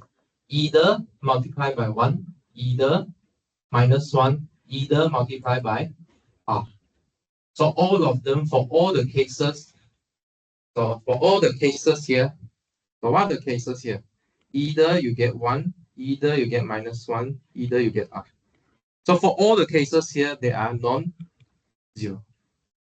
Okay, so in this case here, it is determinant A equals to 1 over sum m, where m is not 0. And let's call this whole thing here m. So in the end, it is also non-zero. Okay, so this is one direction. Okay, the other direction is trickier. Okay, the other direction is trickier. If the determinant A is non-zero, you should see that you have a row. Okay, so the other direction is you need to show that if the determinant A is non-zero, then it is invertible. Okay.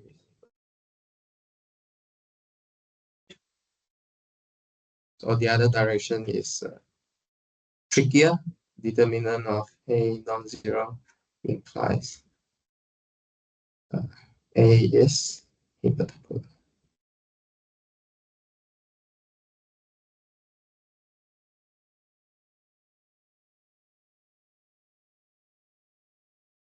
One is trickier. Maybe we don't discuss this later during your brain power. I will put inside the notes if you're interested. All right. How about we do few more? Should we do few more? I think no need to do few more. So these will left for homework. You go back and write it, and I'll provide you answer. Okay, it's the same. Okay, a few more theorem here. Determinant of A transpose is determinant A. If you transpose your matrix, it's the same determinant. Maybe we can look at the 2 by 2 cases first. So what's the 2 by 2 cases? So the determinant of, let's say, ABCD should be equals to the determinant of what? AB and then CD. Is it true? So in the first case, you have AD minus BC. In the second case, you also have AD minus CB. But BC and CB is the same. Okay. So, but for general size, what can you reckon? Actually, you should reckon that when we do transpose, right, row will become column. But remember, when we do cofactor expansion, it doesn't matter we are expanding row or column. Okay, so maybe in A, you expand along a row is equivalent to you expanding column in A transpose. Okay, so it actually is equivalent. And until this 2 by 2 case, if you reduce to 2 by 2 case, it's the same answer actually. Okay, the main takeaway before we finish up here is this term here. Determinant of AB is equal to determinant of A times determinant of B. Okay, so this is for general AB, for general AB. Yeah, for general AB. Just now we do it on elementary matrix, right? And in fact, this is true for general AB. Okay, so you can split it up to compute.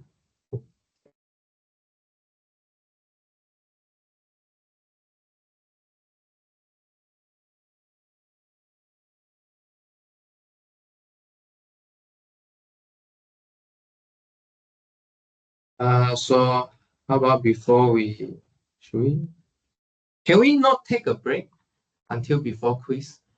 So maybe we can continue until 11, let's say 11, 15 like that. Then we take a break and then we go for quiz. Can we continue out to 11:15? Is it okay? Okay. And then we take a break and then after break we start quiz. Okay. So let's continue until 11:15. All right. So let's continue. I think this is the last part. Hopefully we can finish this Cramer's rule today. And we won't do this. We won't do no volume and no linear transformation. Nothing. Okay, we won't do this. If you are interested, if you are advanced, more advanced, you can go and have a look. Actually, this is a key of why we look at determinant. But the concept is a little bit deep. Then in fact, you can go for this 3 blue, 1 brown animation. Okay, you can see how this determinant appear as a volume or area of some parallel of pi. But we won't do this in class because we don't have time to digest. In fact, we will learn Cramer's rule. So this is another method that later we'll use to find the inverse. Okay, so what's Cramer's rule here? So again, we have A as an n by n matrix, but now we know that it is invertible. Okay, meaning what? So now inside your mind, invertible should mean what? If and only if the determinant of A is non-zero. Okay, so this is an equivalent definition. So start with this A. Look at this AS equals to B here. Okay, go and solve this linear system here. And then I give you how to find the solution in terms of determinant. Okay, previously what did you learn? You need to row reduce it. Right? You need to row reduce it. But now, instead of doing row reduction, go and compute determinant. Okay, so what's the determinant you need to compute here? There's two determinants you need to compute. First is a determinant of A itself. Okay, A itself. The other one is determinant of one special matrix here. What's this special matrix here? This is a matrix starting from A and then replace the ith column by the vector B. The thing that you need to compute to B. Okay. Right? Maybe you feel a bit weird why this construction works. But I think we won't spend time discussing. I will provide the proof for you. But let's see how to use this. Okay, and then take their portion. Let's see how we use this. Okay, for example, we're going to use the Cramer's rule to solve this linear system here. So, meaning Cramer's rule need to start with a n by n invertible matrix, right? So in this case, what is the matrix here? 2 minus 3, 1, 6, 11. So the matrix here is 2 minus 3, 1, 6. So first thing you need to check to use Cramer's rule, whether this determinant is equals to 0 or not. Okay. But the determinant of this is what? First plus 3, which is 15, which is not 0. Okay, so you can use this formula. Why? Another reason you can see that, you see, this number, this xi here has a denominator determinant A. If it is 0, then this is not defined. Okay, so you need to make sure it's not 0. Right, so how to compute xi then? What's the formula? Xi equals to, so let's say x1 in this case. X1 equals to determinant of A1b over determinant of A. Okay, and then x2 is equals to determinant of A2b over determinant of A. But what does the A1b means? So here is the magic. Magic is coming up now. So what is A1b here? You replace the first column by your B. So your first column becomes 1, 1 and 1, 2, but you keep your second column. And then divided by 15. That's what you computed just now. How about S2 here? Similarly, we replace the second column by your B. So B here is 1, 1 and 1, 2. B here. And then divided by 15. But what do you get for the first one? You quickly compute it.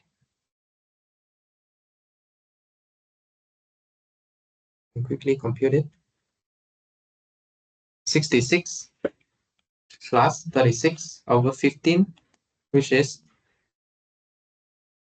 34 over 5. Okay. Then the other one, you get the 24 minus 11 over 15, which you get 13 over 15. So should we show you the magic? So let's show you the magic. So how about do a sanity check here? Yes. Sorry? What do you mean?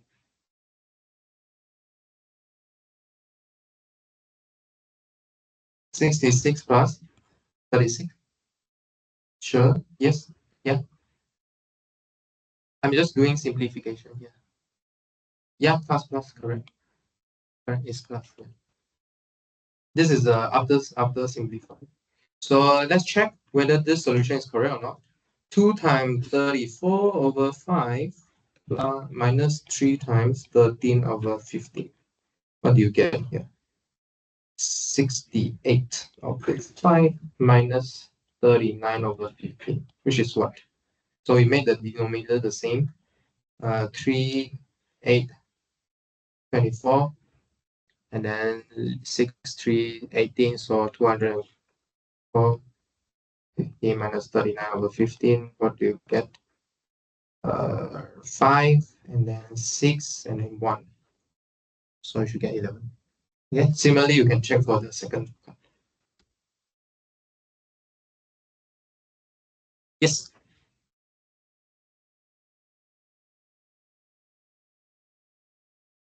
Or straight line, what do you mean?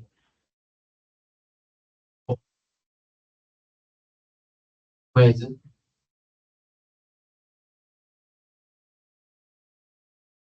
Oh, yeah. You mean this one? Uh-huh. Oh, right. I never introduced you the straight line notation yet, right? I never introduced you the straight line notation yet. Okay. So notation here. I forgot to introduce you this notation. So determinant of A, okay, we can write it as absolute value of A. That is absolute of A is determinant of A. This thing makes sense, right? Because just now I told you that determinant of X is just anyway. Okay, so this is the notation. Absolute value of A is okay. Either you write DETA or either you write absolute value of A. Okay, yeah, this is the notation. Yeah, forget to tell you this notation. Actually, I use this notation right in my calculation just now. You should be blur, and then you should ask me, then I will tell you. Okay. Does it make sense? Okay. Okay. I mean, at this point, you should be curious, right? Why you can replace row by B and then you can get the answer. You should be curious, actually. Actually, because this is like whole new construction. Okay, yeah, things doesn't make sense. Okay, but if you like, you should think about it. I will provide proof inside my notes, but it won't be tested. What will be tested is you need to know how to use Cramer's rule. Okay, how to use Cramer's rule? You need to make sure your matrix is invertible, because in your solution you're gonna divide by your determinant. If you divide by something by 0, it doesn't exist. Okay, undefined. Okay, okay. Another construction is you need to remember that replace your column with your B. That depends on which XI you are looking for. Yeah, so let's try this example. I give you 3 minutes. I guess try Cramer's rule on this linear system here.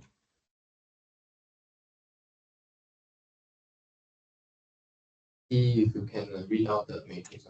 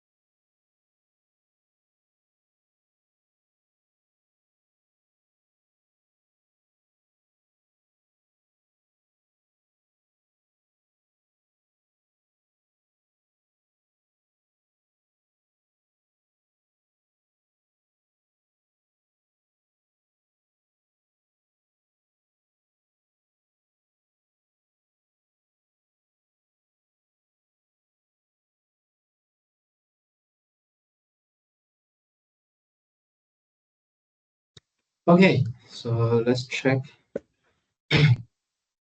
So what's your matrix here?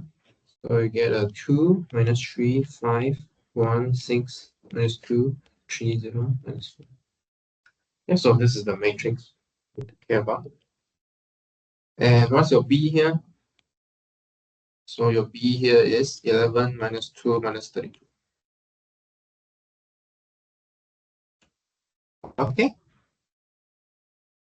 Yeah, so to use Cramer's rule, right, you need to make sure that this A is invertible. Okay, this A is invertible. So if not invertible, you don't need to think about solving X anymore. Okay. I mean, using Cramer's rule. Maybe you can solve it in row reduction form, but not using Cramer's rule. Because in Cramer's rule, you need to divide by your determinant of A. Right, so how do you compute determinant of A here in this case? There's a 0 there, right? So in the third row, second column. So I will choose to expand along the third row. So in this case, I'll get 3 times. Let's use the new notation for determinant. So I get 35, 5, 2, and then minus 4. So the signature for them is plus, which is minus 4 times 2 minus 3, 6. Okay. And then altogether, do you get negative 132? That is. Okay. Okay, good. Okay, so in this case here, A is invertible. A is invertible and Cramer's rule apply. Okay, use Cramer's rule.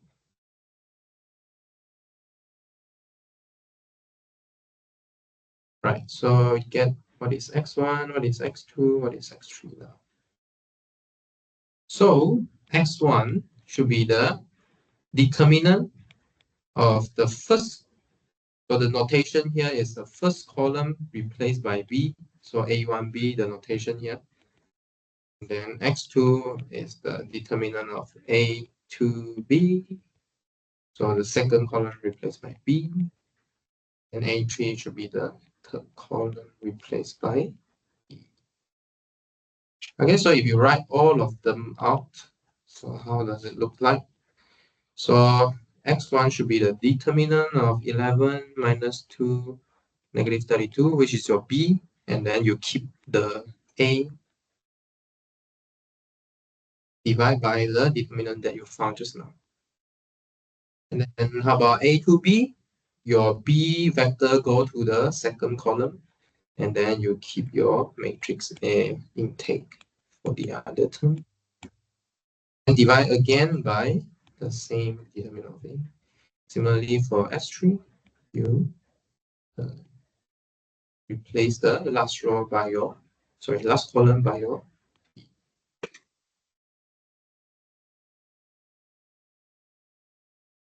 Okay, so somehow you can see that this B vector, right, go across each column. Okay, replace each column once. Okay. So for the first case, you should compute to -4. Second, you should compute to 2, and then third one you should compute. Hopefully you get this answer. Anyone got this answer? Finish? Not yet finished. Not yet finished. Okay, can try and compute. Some of you got it. Yeah, good. And then you should do a sanity check. You can do a sanity check. So substitute back. Okay, sanity check. And substitute back whether you satisfy the linear system or not. You see, until this one, second week already, we still talk about linear system. So this is a really key concept inside linear algebra. So all the tool we created is just to solve linear system. Okay. Yeah.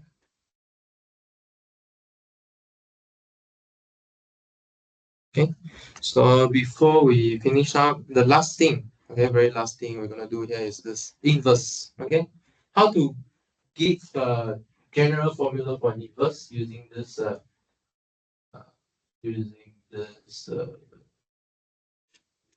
form factor. Okay, this form factor CJ9 here.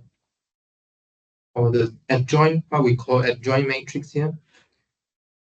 So you see this part here, 1 over determinant of A It's really similar to the 2 by 2 matrix formula. We also divided by 1 over AD minus BC. But what's the thing that, sorry, swap AB and then take a minus on the other diagonal? How to generalize that? Okay, we generalize that to something called adjoint. Okay, adjoint of this A here. So adjoint of A is what? It's a matrix that's defined by this CJI. Okay, CJI. CJI we already defined, right? This is the core factor. Core factor. But one thing to note here, you see, IJ become JI. Okay, so meaning what? You put this CJI, right? Instead of following the row by column, but you do column by row in this case. So let me write down for you what happened now. Okay, so in this case here, A inverse is equals to the determinant of A. Let's say our A is a 3 by 3 matrix. For easier demonstration here. For example, okay, this A is a 3 by 3 matrix. Okay, so what is the A at A here? What is the adjoint of A here? So in the 1, 1 place, you should put C11. In the 1, 2 place, you should place C21 instead. Okay, and then C23. Sorry, C21. Okay, and then at the 2, 1 position, you should put C12 and C13.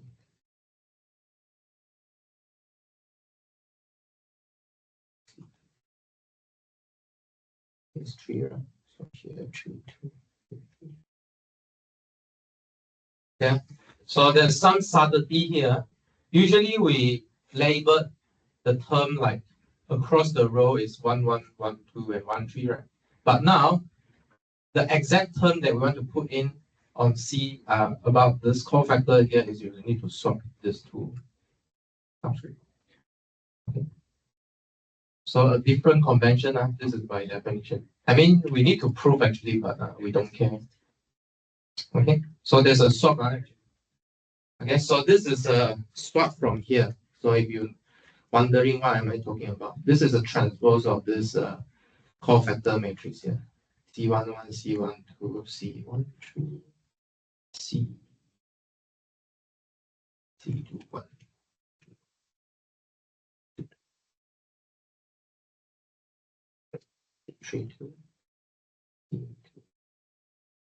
Okay, so this is the transpose of this. Okay, this is by definition.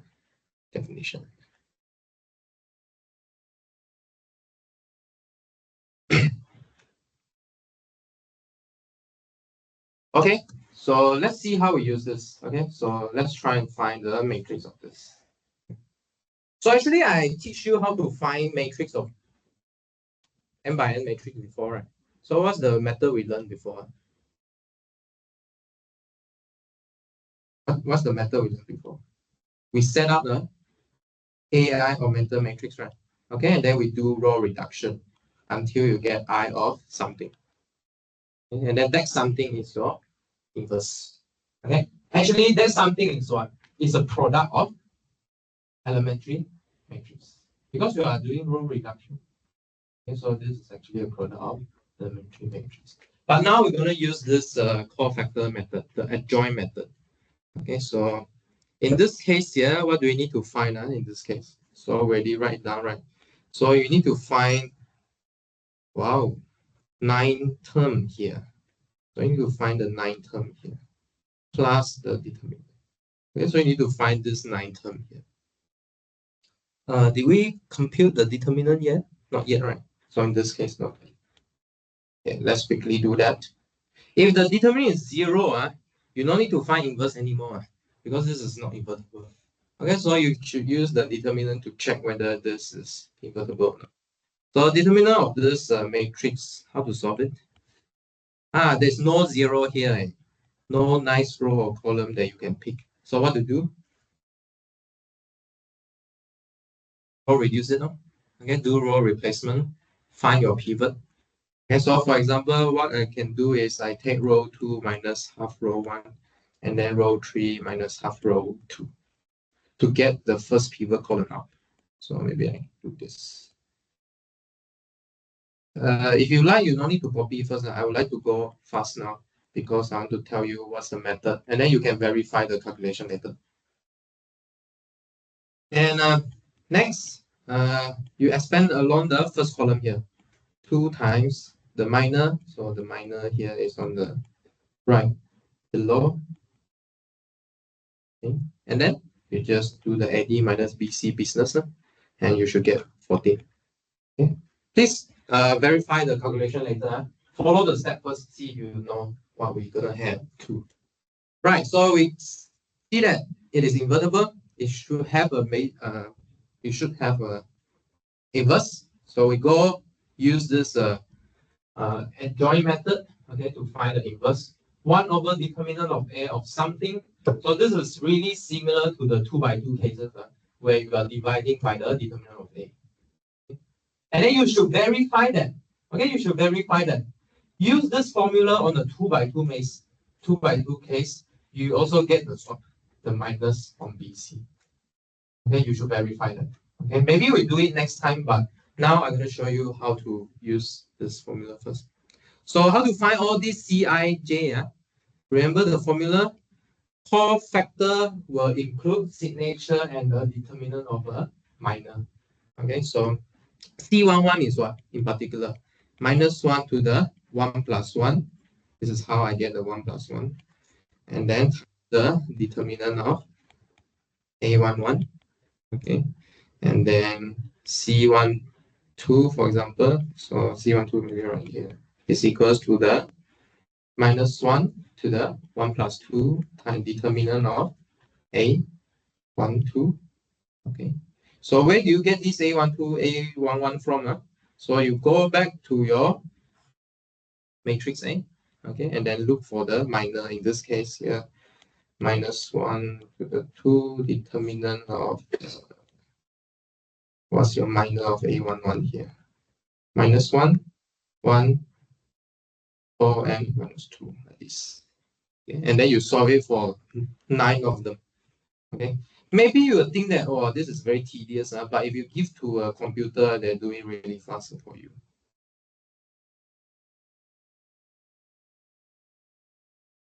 Okay, so you follow the computation, okay, for the rest, okay, for the rest, and then you should get your answers. Okay, for example, in this case, we get -2. Let's see. Okay, so you compute, keep computing, and you should check that you should get something like 1 over 14 times -2, -2, 14, 4, 3, 7, 1. Yeah. And should we do a 2 by 2 cases to convince you this is a generalization? Should we do it? 2 by 2 cases? Because this one is not very enlightening. This is just a bunch of computation. Then you go and verify. Should we do a 2 by 2 cases to convince you? Okay, this is a generalization. Right, so let's do it quickly. So let's say let A be a 2 by 2 matrix, which is invertible. And then the formula we found together by row reduction is 1 over AD minus BC times D and A swap minus B minus C, like that. But now we got another another theorem. This is a adjoint method. Let's call it adjoint method. A inverse is also equals to 1 over determinant of A times the adjoint of A. So what's this adjoint of A here? So it is the core factor arranged by C11, C21, C12, and C22, like that. Okay. So you can see that these two already match up. Determinant of A, determinant of 2 by 2 is AD minus BC. So now next thing we need to see is whether this cofactor expansion compute to this guy or not. Okay, so let's quickly see. So C11, what's the formula? There are two parts inside cofactor, right? One part is the signature, the other part is the minor. Okay. So in this case here, what do you see? 1 times the determinant of A11. So if you go A11 here, you should get D. 1 times D, which is D. Okay, and then continue. C12, the signature is -1 to the 1 plus 2, determinant of 1, 2. Okay, so determinant of 1, 2 is what? A12. So you remove A1, remove second row, you get C, -C. Hey. Oh, sorry. So -C is where? At this spot here. Okay, so that's why you get -C. If you put, this is a common error student will take. They will put C12 here because that dot, they are labeling the matrix. In fact, in this adjoint is a transpose. You need to remember. Okay, so in particular, if you put -C here, then you are wrong. Or not. If you put C12 in the 1, 2 place here, is wrong. Okay, actually, it's the transpose. Okay, so you need to remember this guy here. The adjoint is a transpose of this. Okay, this Cij matrix. Okay, no. Okay, this is a common, very common one. Student will make mistake one because they thought, I just put Cij in the right spot is enough. It's wrong actually, because in the adjoint formula, you really need to transpose it. That's why we give a new name here. Does it make sense or not? That's why we give a new name. We call it adjoint. We don't, if it is just simply the same Cij, right? I just call it C. I just call it Cij. The cofactor matrix. Why not I just call it cofactor matrix? Because we're taking the transpose. Okay, that's why I call it adjoint. Okay, so it needs a new name. Should we finish it? Let's finish it. Two more. C21 is -1 to the 2 plus 1 determinant of 2 A21. So you remove the second row. You remove second row, and then you remove first column. Okay, so you get, which is -B, but because the sign is negative. And then similarly, C22, you should get -1 to the 2, which is determinant. That's why if you assemble together, you have a 2 by 2. Okay, so actually it's a generalization. 2 by 2. Okay. Any question? Any question? If no question, right? Can we break for 5 minutes and then we come back to prepare for quizzes?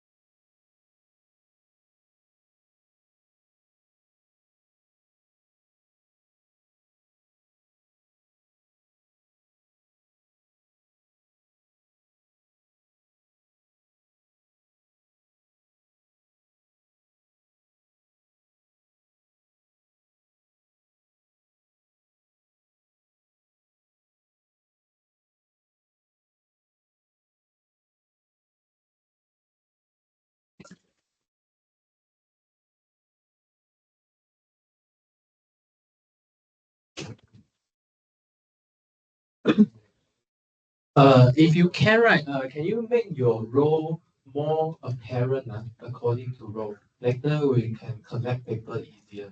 You know what I mean? So you mean, I mean, if you are on the same row, please make them into like really a same row. You understand what I say? No? So it's like a matrix, right? Okay, don't write your number like this, jump here, jump there. Put them together if they are in the same row. Okay? Yeah. So try to stay in the same row among you. Okay, don't up and down, up and down. It's very hard to collect. Okay. Make sure you are in the same row of somebody else. Yeah. Not. So split into two columns here. Okay. This column, left column, and right column. So you just care about your right column or left column inside your column. Okay. Yeah. So within your column, make sure you are in the same row of somebody else. That's so easier to calculate. If you are ready, you can keep all your electronic devices except your calculator. I don't think you need calculator either. We don't test you on calculation. Just some easy number. All your notes, your iPad, your PC, your laptop. You can bring your calculator if you like. Not in particular. Since this is a large class, I really need your cooperation. Okay, not to talk to each other. If your friends talk to you or look at you, let him or her. Let him. Okay. If you don't want to slack, you can tell me. I help you to slack. Okay. Yeah, please be honest. Do on your own. We really want to test whether you understand. If you don't understand, it's fine also actually because you still got chance. The chance is your final exam. Okay. So yeah.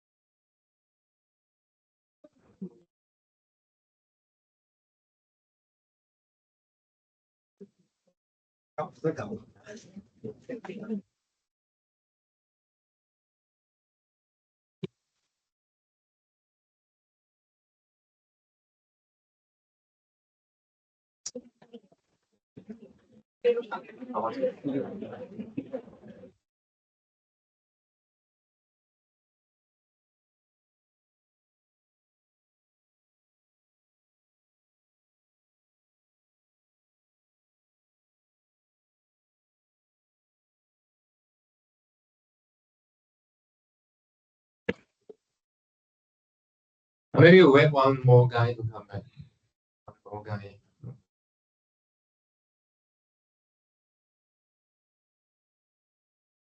And some of you are sick, not able to present here. So if after you take the quizzes, please don't leak the question. Okay. What you can leak is please read chapter 1. Okay. Yeah. Don't leak the question. Try to be as fair as possible.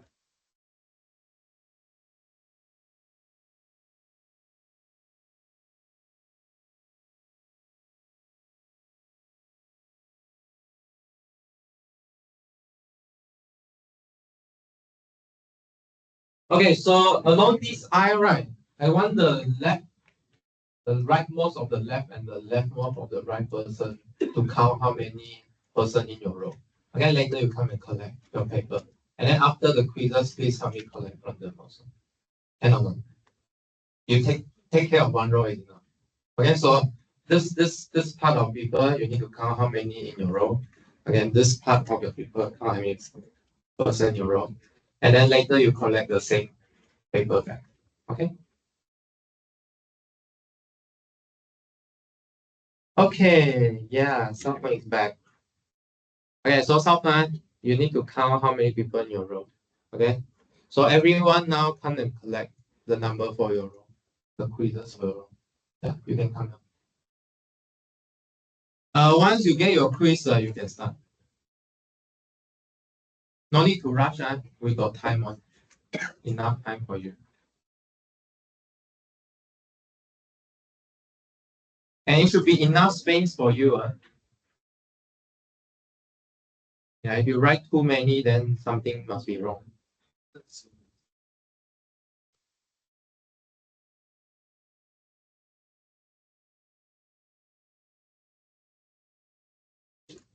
Okay, make sure you write your name and student ID. I don't want to have an empty name. Don't know belong to who's.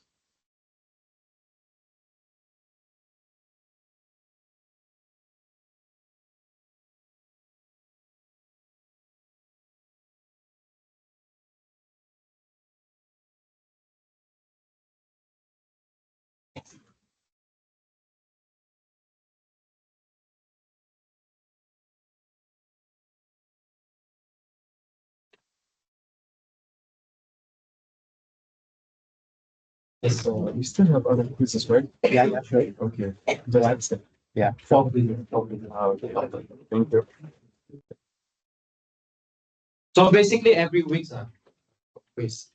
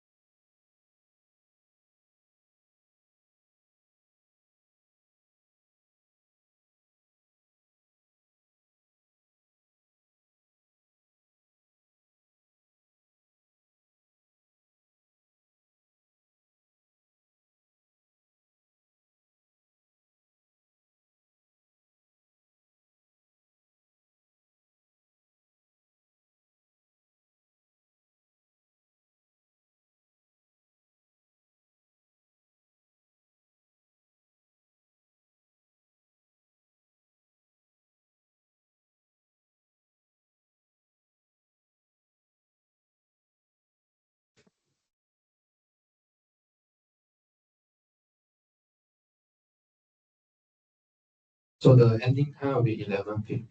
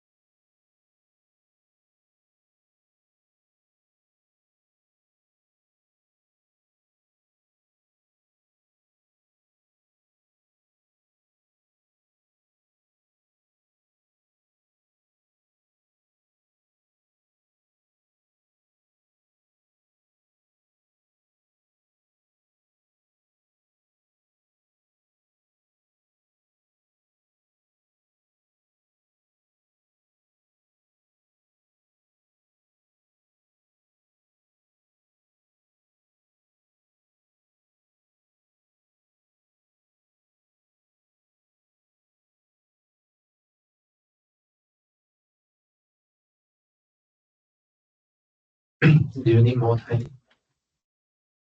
Yes. Okay. Actually, I will start with the other lecture. We'll extend 5 more minutes.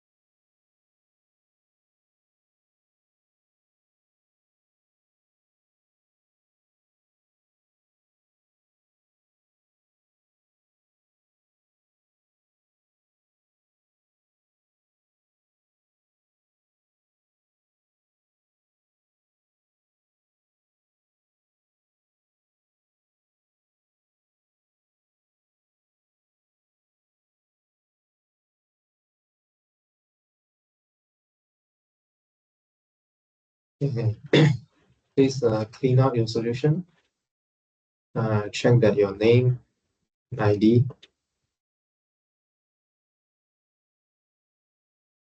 Okay, if you are ready, you can pass to the left or right to your collector.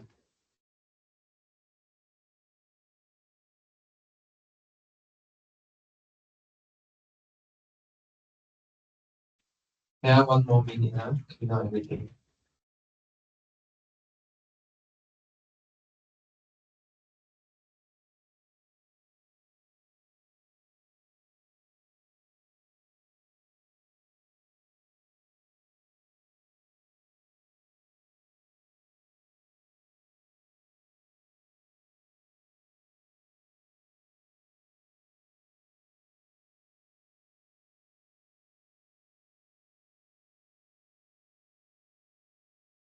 Okay, time's up. So please ask your collector and then make sure the collector get the right number.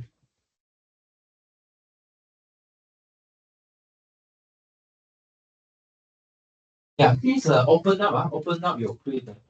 Easier for me to collect later. Open up your quiz. Don't throw it. Because I need to bring it like a book. Yeah, open up. Please have the same side on the same side of your quiz. Make sure it's on the same side. Name side up is